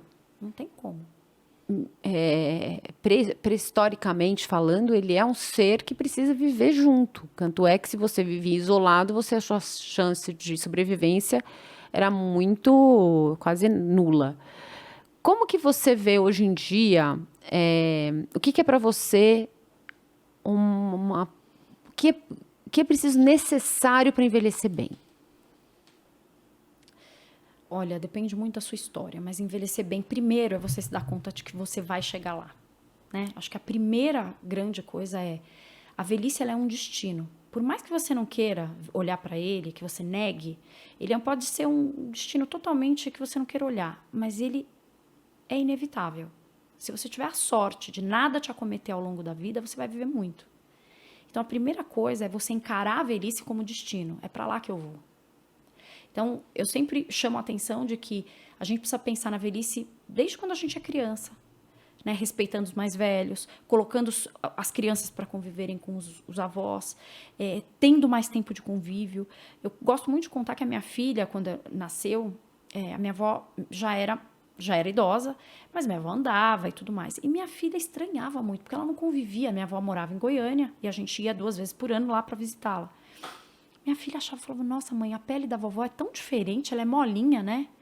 Até que minha filha foi vendo a gente dar banho na minha avó, ajudar a dar comida, quer dizer, fazer muitas coisas com a minha avó e pela minha avó, mas minha avó sempre em uma posição de a matriarca. Digna. Ela era a dona da casa, ela era a avó. Né? Então, a roupa era a que ela escolhia. Então, ela não era independente fisicamente, mas ela era autônoma de pensamento. Então, E forte, e com opinião forte, e com personalidade.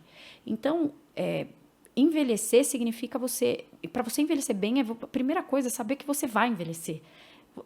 Parece muito óbvio, mas é uma coisa muito importante. Você acordar sabendo que o que você tem que fazer no dia, você tem que fazer coisas que contribuam para esse futuro lá na frente, é como uma poupança.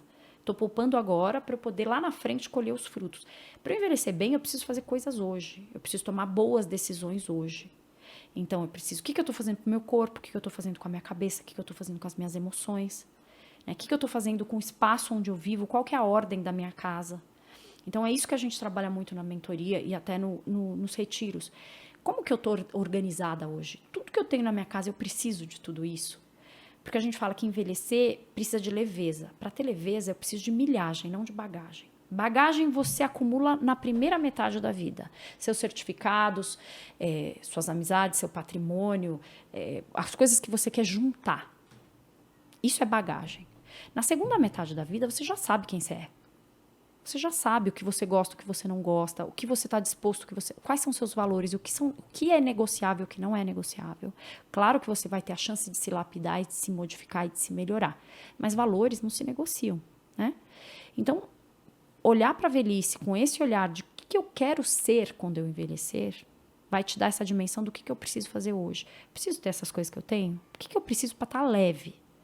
Para a hora que eu quiser, se eu quiser viajar, se eu quiser visitar alguém, se eu quiser sair para aprender um novo esporte, eu tenho condições para isso? Como é que eu vou criando condições para mim mesma, para eu ter um corpo bom, uma cabeça boa, boas relações, uma rede de afetos que eu sei que eu posso contar e que eles saibam que possam contar comigo também, que podem contar comigo.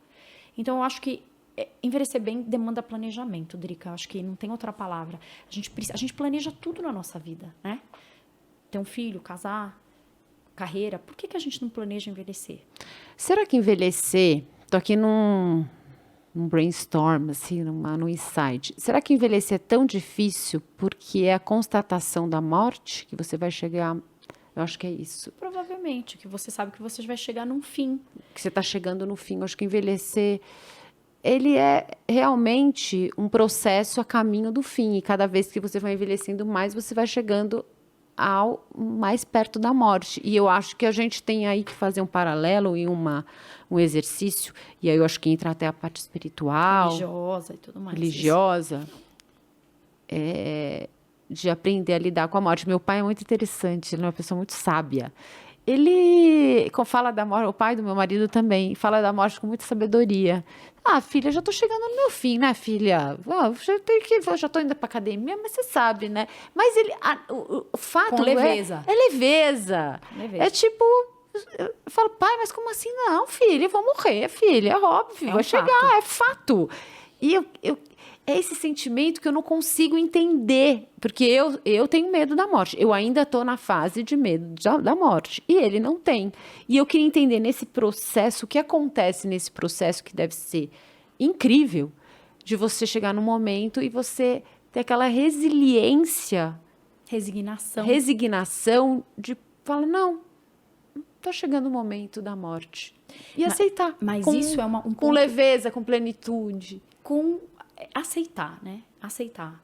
Porque isso que você está falando é muito importante. Porque você falou, bom, será que as pessoas não querem falar em envelhecimento? Porque, no final das contas, elas estão chegando perto da morte. E aí, para mim, falar de morte é falar de vida. De como você quer morrer. Então, tirar o tabu da morte é outra coisa muito importante. Isso é outro capítulo, outro podcast. Mas a gente ressignifica. O que é a morte se não uma grande transição? O nascimento é uma grande transição para quem nasce e para aquela família. E a morte também é uma grande transição para quem morre e para aquela família. A jornada é o que vem no meio entre essas duas coisas. Mas se a gente não entender qual o significado da morte, a gente vai ficar tentando evitar algo que não é inevitável. Não é consequência. É a única certeza que você sabe na hora que você nasce é que você vai morrer. É a única. Então, como que a gente pode encarar esse momento? Porque a gente fala, porque eu tô chegando no meu final. Depende da sua religião, depende da sua crença. Talvez isso seja só uma transição. Você está indo para um outro lugar de aprendizado. Você termina a sua jornada aqui, dependendo do que cada um acredita. Eu acredito que a gente finaliza esse ano letivo. A gente vai para outro lugar. Mas assim, esse fantasioso evitar a morte faz com que você viva mal, porque você não fala do envelhecer. E falar de envelhecer e falar de morrer é falar da vida, de como você quer viver. Então, por isso que, a partir do momento que eu evito falar de envelhecer e de morrer, eu evito falar de como eu quero viver. Então, por isso que é tão sério. Uma coisa em comum entre o meu pai e o pai do meu marido é que o meu pai, ele, como o pai do meu marido, na hora que ele sempre falava assim, vamos fazer o seguinte, quando eu estiver assim para morrer, eu já passo todas as senhas. Quando o pai do meu marido faleceu na pandemia de Covid. E ele Chegou um dia, quando ele estava ainda lúcido, ele falou, me traz aqui, eu quero fazer uma procuração. E o meu marido falou, imagina. Falou, não, vou te dar aqui. Ele mandou, ele escreveu no papel as senhas dele. E as pessoas ficavam muito chocadas com isso. E por quê? Ele entendia, na plenitude da sabedoria dele, no momento dele, que talvez ele percebia que ele não estava bem, que ele não ia se recuperar, e ele encarava aquilo naturalmente. Para quem fica era uma dor muito maior do que para ele, era nítido. E planejar até a morte é importante. Que o meu pai fala, eu tenho que planejar.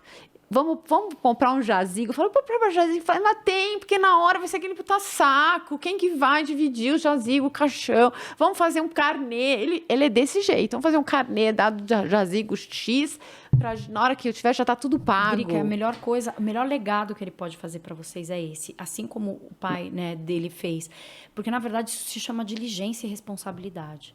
Vou te contar, a minha avó, ela não só já tinha o jazigo que ela tinha comprado. Quando meu avô faleceu, ela se mudou para um apartamento na semana seguinte. Elas moravam numa casa super confortável, casa de interior. Ela foi, comprou um apartamento que estava sendo entregue na planta, se mudou de uma casa para um apartamento de 70 metros quadrados, 60 metros, tipo, pequenininho. Ela resumiu a vida dela, reorganizou, comprou tudo novo, deixou tudo velho para trás e foi morar na casinha de bonecas dela. Viveu lá por 20 e tantos anos. Quando ela foi, uns 10 anos antes dela falecer, ela me chamou e falou, olha, esse anel fica pra você, esse brinco pra você, esse não sei o quê. Eu falei, vó, não mexe com isso agora. Então, isso ela falou aí. assim, não, sabe por quê? Eu não quero discussão. Já dei o que tem para suas primas, para suas tias, isso aqui você é a neta mais velha, você fica com isso. E abre essa caixa. Eu falei, o que tem nessa caixa? Ela falou assim, é a roupa que eu quero ser enterrada. Eu falei, não. Ah, não. Então, falei, não. É difícil. Aí foi longe. Daí ela virou e falou assim, não, sabe por quê? Na hora, eu quero facilitar para os outros. Aí vocês não têm discussão. Vocês já sabem onde eu vou ser enterrado, já sabem a roupa. Se ninguém vai ficar... Aí vocês têm tempo para chorar. Entendeu? E ela falava assim, não quero. Tanto é que no velório dela, a gente colocou caixa de som, as músicas que ela gostava, colocamos a roupa que ela tinha escolhido, que basicamente era uma camisola da Jogé, lilás, bordada, maravilhosa. Jura? Linda, Que show! chiquérrima de seda, linda. Nada, a gente não teve que fazer nada. Eu falei, vó, não quero nem ver. Ela falou, não teima comigo. Lá já tá organizada, já tá tudo pronto. A gente não sabe quando vai ser. E, de fato, foi fácil, foi leve. Ninguém discutiu e ela falou, ela tá do jeito que ela queria. Do jeito que ela queria. E foi um velório lindo, cheio de significado. As pessoas saíram felizes, sabe? Falando, foi uma linda maneira de homenageá-la. Engraçado que a gente fala de longevidade, mas eu percebo que a gente tem bastante coisa em comum. Que é esse, a avó, essa proximidade com os velhos, essa ligação com os mais velhos, esse respeito, sim, esse lidar com a morte. O meu ex-cunhado, ele faleceu subitamente, com 56 anos, e ele me deu um outro significado não pela morte em si, mas pelo momento do velório e tudo. Ele já falava, e eu não sei, aí você explica, tem uma explicação espiritual, sei lá, que a gente até estava conversando quando a gente chegou, que é a questão do universo, do espiritual. Ele sempre falava, eu não quero um velório triste. Será que não é o momento da gente ressignificar também isso? Do tipo, total. Não é, você tem que celebrar a vida maravilhosa que eu tive. Você tem que... Então ele falou, eu quero DJ, eu quero que sirva caipirinha, eu não quero ninguém de preto. Maravilhoso. O velório dele parecia uma festa, ninguém de preto. Todo mundo, os filhos de camisa de Havaí, sabe, as Havaiana, a galera, tipo, foi uma festa. Foi um momento triste pela perda, mas o encarar como uma celebração da vida. Esse peso que talvez... Eu acho que eu vou querer ser assim. Eu vou querer que seja uma celebração. Eu já avisei. Pode colocar música, pode ser num jardim, pode ser num lugar... Porque é uma comemoração da vida. Isso. Se a gente acredita, né, que a gente está se melhorando para poder servir em outro lugar, isso não pode ser uma finalização amarga, triste. Eu acho que ninguém gostaria. Acho que se a pessoa... Eu sempre penso, se a pessoa estivesse aqui, ela gostaria de ver todo mundo celebrando a vida que ela teve, né? As conquistas dela, como ela era, lembrar histórias dela. Eu acho que isso os americanos fazem muito bem, né? Que nos velórios eles contam as histórias, as memórias, as pessoas, né? Todo mundo fala um pouco sobre a vida da pessoa. acho que a gente tem muito a aprender. A gente precisa ressignificar um pouco o que é essa partida. Até para a gente poder envelhecer bem.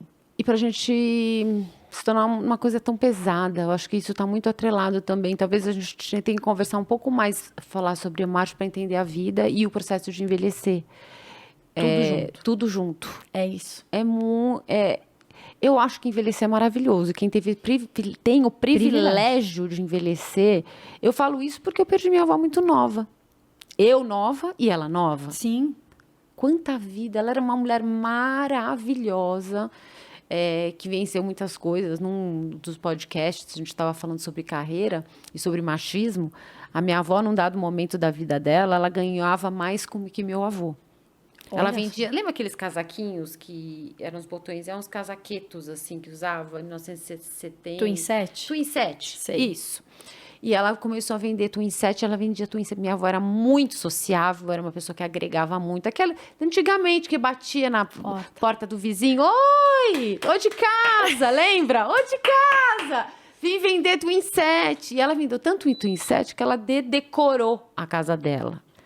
E o meu avô, mesmo ela ganhando mais que ele, mesmo ela podendo dar naquele momento, dar uma condição de vida melhor, meu avô falou, eu não quero que você trabalhe. Dureza, né?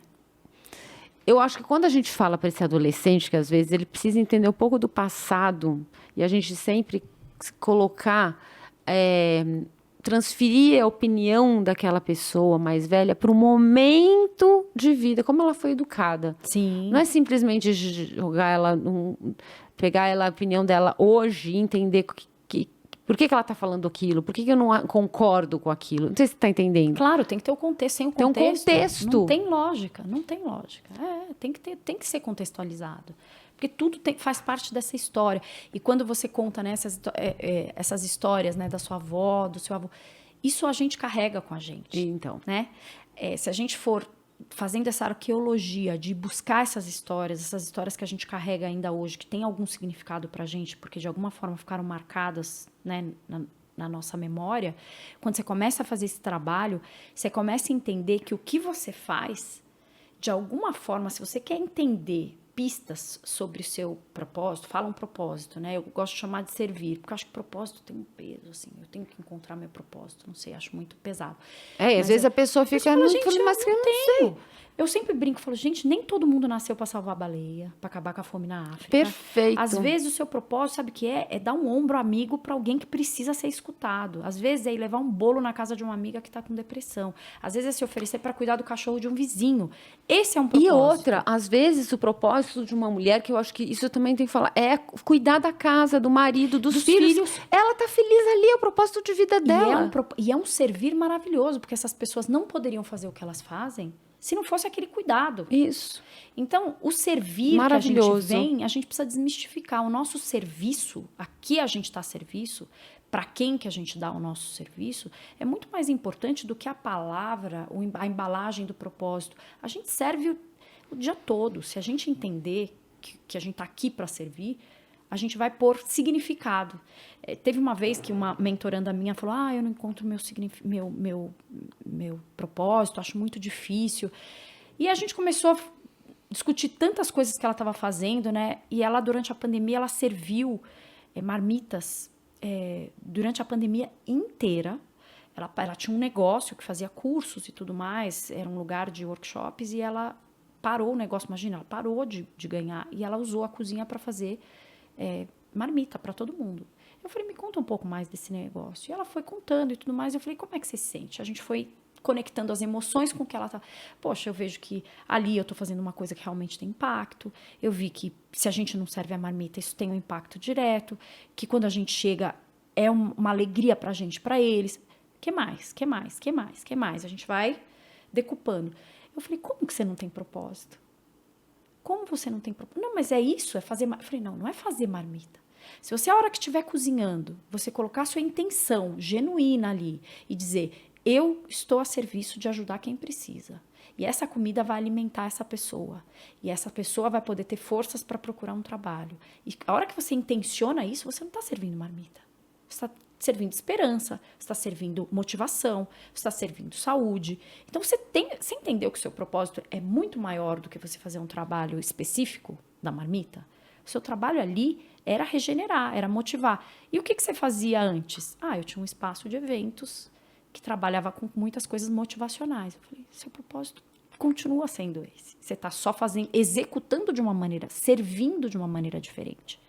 Então, se você se conecta com o seu servir, com aquilo que você faz, com alegria no coração, na cabeça, nos olhos, se aquilo que você faz, todo mundo fala, né, que para você ser bem-sucedido, para você servir, tem que ser uma coisa muito dura, pesada. Na verdade, o seu servir e o seu propósito, eles estão muito mais conectados com aquilo que você faz com o pé nas costas, de maneira fácil, aquilo que para você não custa nada. E que as pessoas olham e falam, nossa, você faz tão bem isso. Você fala, mesmo? Você acha que eu faço? Nossa, não tem ninguém que faz melhor que você. É ali que está seu propósito. Não é um resgate da sua, que você falou, uma arqueologia do seu eu, da sua criança interior, lá pequena. Das suas habilidades. Das suas habilidades. Porque muitas vezes ao longo da vida a gente nega as nossas habilidades. Isso. Porque a gente não valoriza. Ou então espera que o outro valorize. A gente vive, do meu entendimento, a gente vive primeira metade da vida, os meus 40 anos, vivendo em função do outro. De repente, você cai uma ficha, é muito incrível. Cai uma ficha, eu não sei do nada. Onde eu estava? Onde eu me deixei. Onde eu me deixei. Onde eu me deixei sentadinha ali esperando alguém vir bater palma para mim. Não vai ter. Não vai. Porque a gente vive um momento muito romantizado também. Porque esse propósito. Aí você fala, nossa, mas o meu propósito... Ela estava olhando o propósito marmita? Não. O propósito tem que ser defender as baleias. Tem que ser... salvar a fome. Não, ela estava fazendo o que estava ao alcance dela, o que era... trazer alegria para ela e para quem estava fazendo. E é fácil, fluido. E para ela foi fácil, ela tinha todos os recursos, ela conseguiu gente para ajudar. Era uma reunião de alegria, levavam com alegria. Gente, você quer mais? Eu sempre falo, imagine se toda a população da Terra fizesse aquilo que é fácil para ela e colocasse o seu servir em função do mundo. Imagina que qualquer coisa que você faça bem. Nossa, seria maravilhoso. Você dá dicas, super bem. Fulana faz um bolo que ninguém faz como ela. Beltrano cuida de cachorro como ninguém. Ele é o melhor para cuidar dos... Imagina se todo mundo colocasse o seu servir à disposição e colocasse o seu... Tá aqui à disposição. Quem precisa disso? Você imagina? Não faltaria nada. Não faltaria nada. As pessoas seriam muito mais felizes. Porque a gente não pode olhar no individual. Eu só sei cuidar de animais. Ou eu só sei ser psicóloga. Não, quando você soma o seu com do outro, com do outro, com do outro, e todo mundo está fazendo o que faz de melhor, gente, você tem um mundo permeado de boas coisas. E é isso que a gente precisa fazer. Que todo mundo possa fazer o seu melhor naquilo que você faz. Fazendo uma faxina, sendo presidente de uma empresa, sendo médico, que faça o seu melhor. E é incrível que quando você encontra o seu servir... naquilo que você é boa, naquilo que flui. Que é fácil. Daquilo que flui, não. Daquilo que é fácil, as coisas fluem. É leve. O universo, ele conspira ao seu favor. É incrível. Conspira. É fácil, porque você acha fácil, outras pessoas querem se juntar, porque tudo que é difícil, ninguém quer ajudar. Porque você acha fácil, todo mundo quer se juntar, porque você está se divertindo, mais gente quer se divertir. Porque você ajuda e fica feliz com aquilo, mais gente quer participar daquele momento. É aí que está o ingrediente da coisa, né? Mas as pessoas tendem a ver... E tem uma energia por trás. É uma energia por trás disso que é inexplicável, mas é essa coisa da alegria, da felicidade. Eu tô aqui, tô me divertindo. É isso. Eu tenho o maior prazer de fazer isso, eu tenho o maior prazer. Assim, nenhum momento, Candice, meu trabalho é meu trabalho. É porque o seu trabalho, ele é bom. As pessoas chamavam trabalho de sacrifício. Isso. Só que a palavra do sacrifício vem do sacro ofício. Aquele ofício que é sagrado. Aquele ofício que é um saco. Que é sagrado. Uma brincadeira com o sacro, né? Com o sacro, que é sagrado. Só que ninguém olha o ofício como sagrado, seja ele qual for.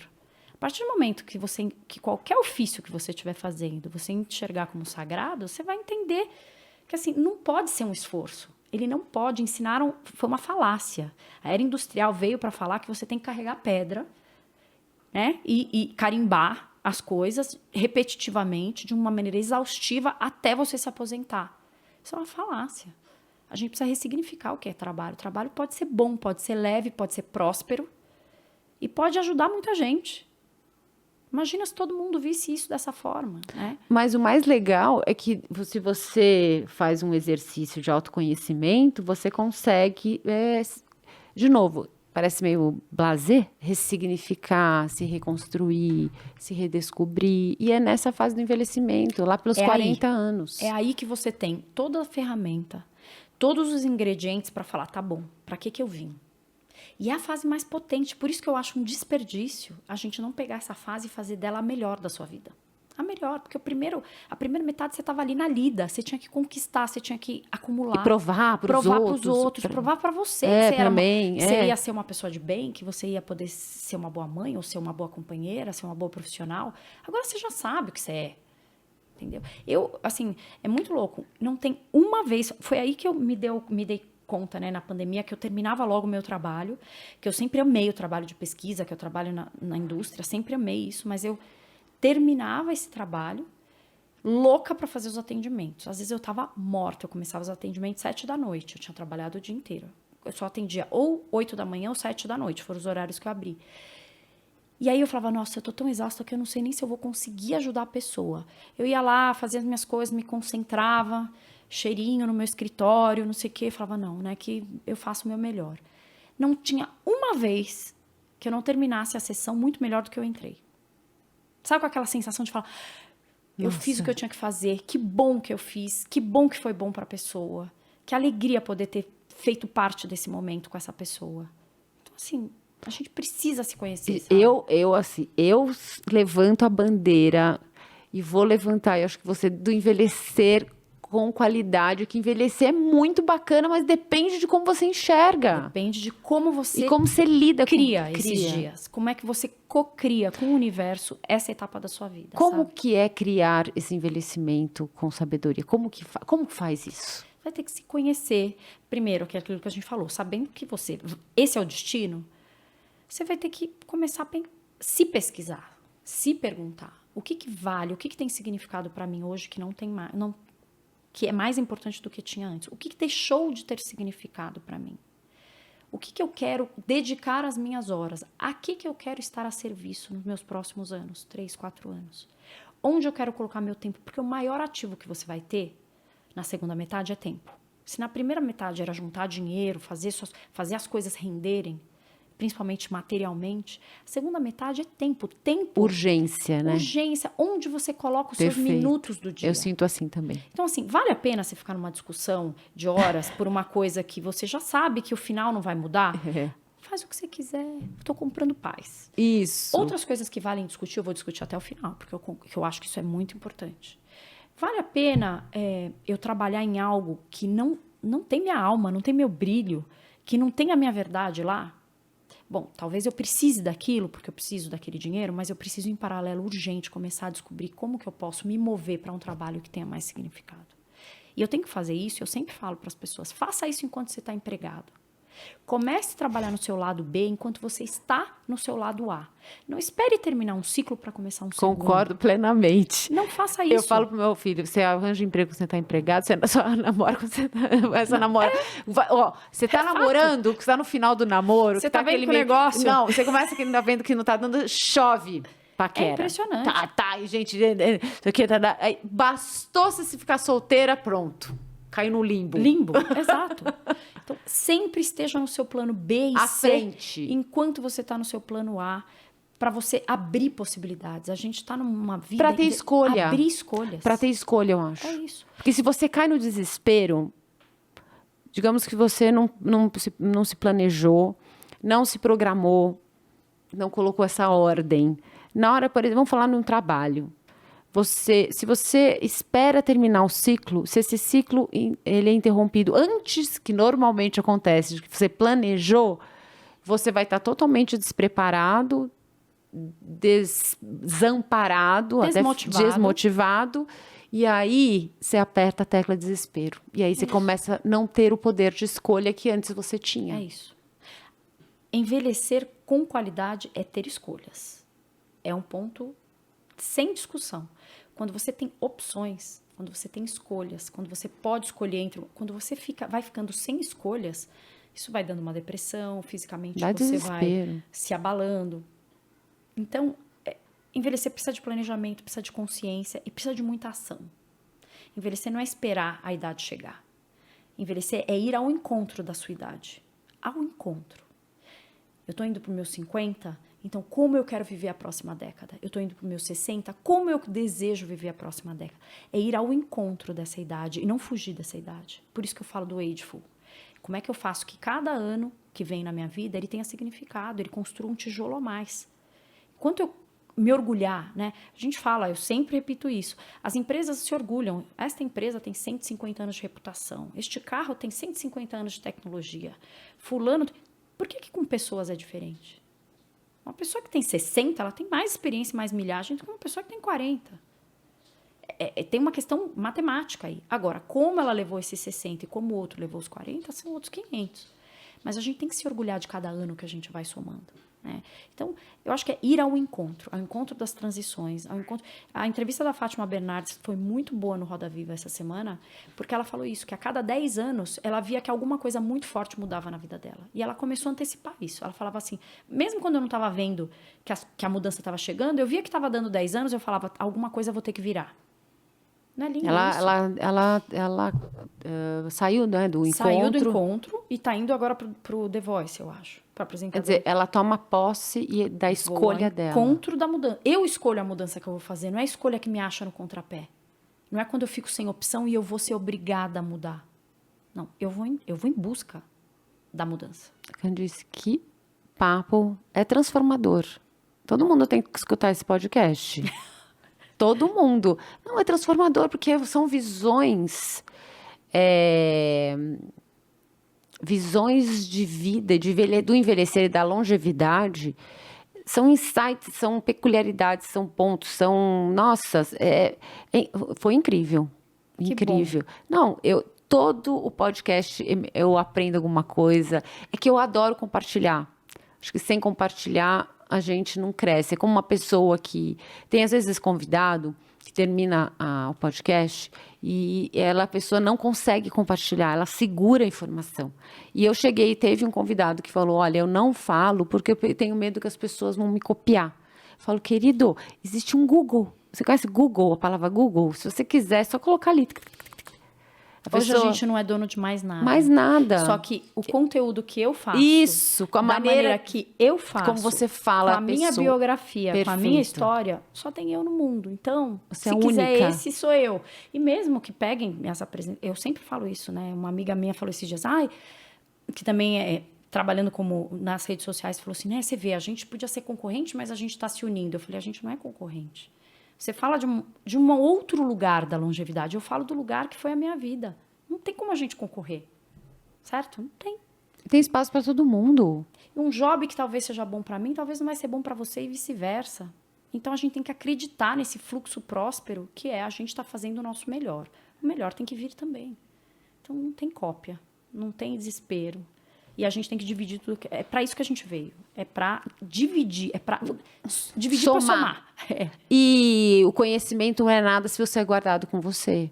Não adianta, você pode ser a pessoa mais inteligente do mundo, ter o maior conhecimento. Se você não compartilha, o que vai ser da humanidade? Aliás, essa é uma base da neuropsicologia, né? Que eles falam que, por exemplo, a pirâmide do conhecimento, que é a pirâmide de Gleiser, que é outra coisa interessante, que é as pessoas aprendem de várias formas, mas aquela pessoa que só lê e só observa, ela aprende, a retenção do que ela aprende é de 5%. Por quê? A partir do momento que ela lê e que ela ensina aquilo que ela leu, a retenção dela é de 95%. Eu acho que eu já ouvi isso, lembro. É muito louco isso, porque todas as formas de aprendizado, elas que você retém o conhecimento e que você aprende, são sempre formas que você troca e que você divide com outras pessoas e que você passa o conhecimento adiante. essa forma de você só ler para você, só fazer a sua palavra cruzada, você retém 5% daquilo. Daqui a alguns anos você não lembra mais. Sem contar que dividir pensamentos, formas de pensamento é muito legal. Você vê outros pontos de vista. Às vezes você está fixa num ponto de vista, numa opinião, e vem alguém e te mostra um outro lado que você fala, puxa... Nunca tinha pensado. Eu sou muito aberta a opiniões, assim, quer dizer, opinião, né? Falar assim, construtivas, comentários, opiniões que me sirvam de que possam me agregar alguma coisa e que me fazem refletir. Puxa, eu nunca tinha pensado. Pode ser que eu concorde, pode ser que eu não concorde. Mas não é bom mudar? Eu acho assim, quando alguém te explica de um outro jeito, você fala, nossa, nunca tinha pensado assim. Entendi. Quando aquilo faz sentido, nossa, você fala, perfeito. entendi, você fala, nossa, que bom. A gente sai engrandecido da conversa também, né? Eu tô saindo engrandecida desse nosso bate-papo. Eu adorei também, viu? Juro. Adorei. Juro. É conversar com alguém que conhece do assunto profundamente. Você tem uma bagagem sobre o assunto maturidade, longevidade, e visto de uma maneira diferenciada, Candice. Que bom. Não, é sério mesmo. Que bom, fico feliz. Muito obrigada, poder contribuir viu? com quem escute, com seus ouvintes, com seus, agora, telespectadores. Porque agora, telespectadores, seguidores, né? Eu acho que sempre, se puder abrir os olhos, eu falo que eu vou morrer feliz o dia que as pessoas falarem, nossa, ser velho é bom. Sabe? Dá para ser velho, dá para ter uma boa velhice. O mais legal é que os jovens... Eu quero que os jovens assistam o Drica Pod. Tomara, porque quanto mais cedo, melhor. Isso aqui vai ficar para a posteridade, você já entendeu? Porque é um conteúdo que vai ficar para sempre. Daqui 10 anos eu vou colocar lá Drica Pod, Candice, e você vai estar lá. Inxalá. Mas é verdade, não é emocionante isso? Muito. Isso eu acho que é o poder da comunicação, da rede social, das redes sociais, né? Da internet, tudo. É você ficar para a posteridade. Pro bom e pro ruim. Então, vamos plantar coisa boa.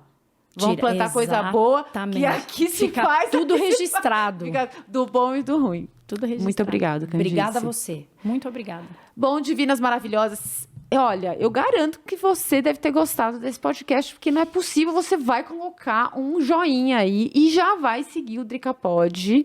E se você gostou desse vídeo, compartilha com todas as suas amigas, todos os seus amigos, os seus gente nova, gente velha, ok? Siga o Drica Divina no Instagram, Drica Pod também no Instagram, vai estar aqui o perfil da Candice também no Instagram para você seguir. Já quer falar com ela? Manda um direct para ela. Eu respondo diretamente. Isso aí. Às vezes demora um pouco, porque a gente recebe muita mensagem, mas a gente responde. Divinas maravilhosas, até breve.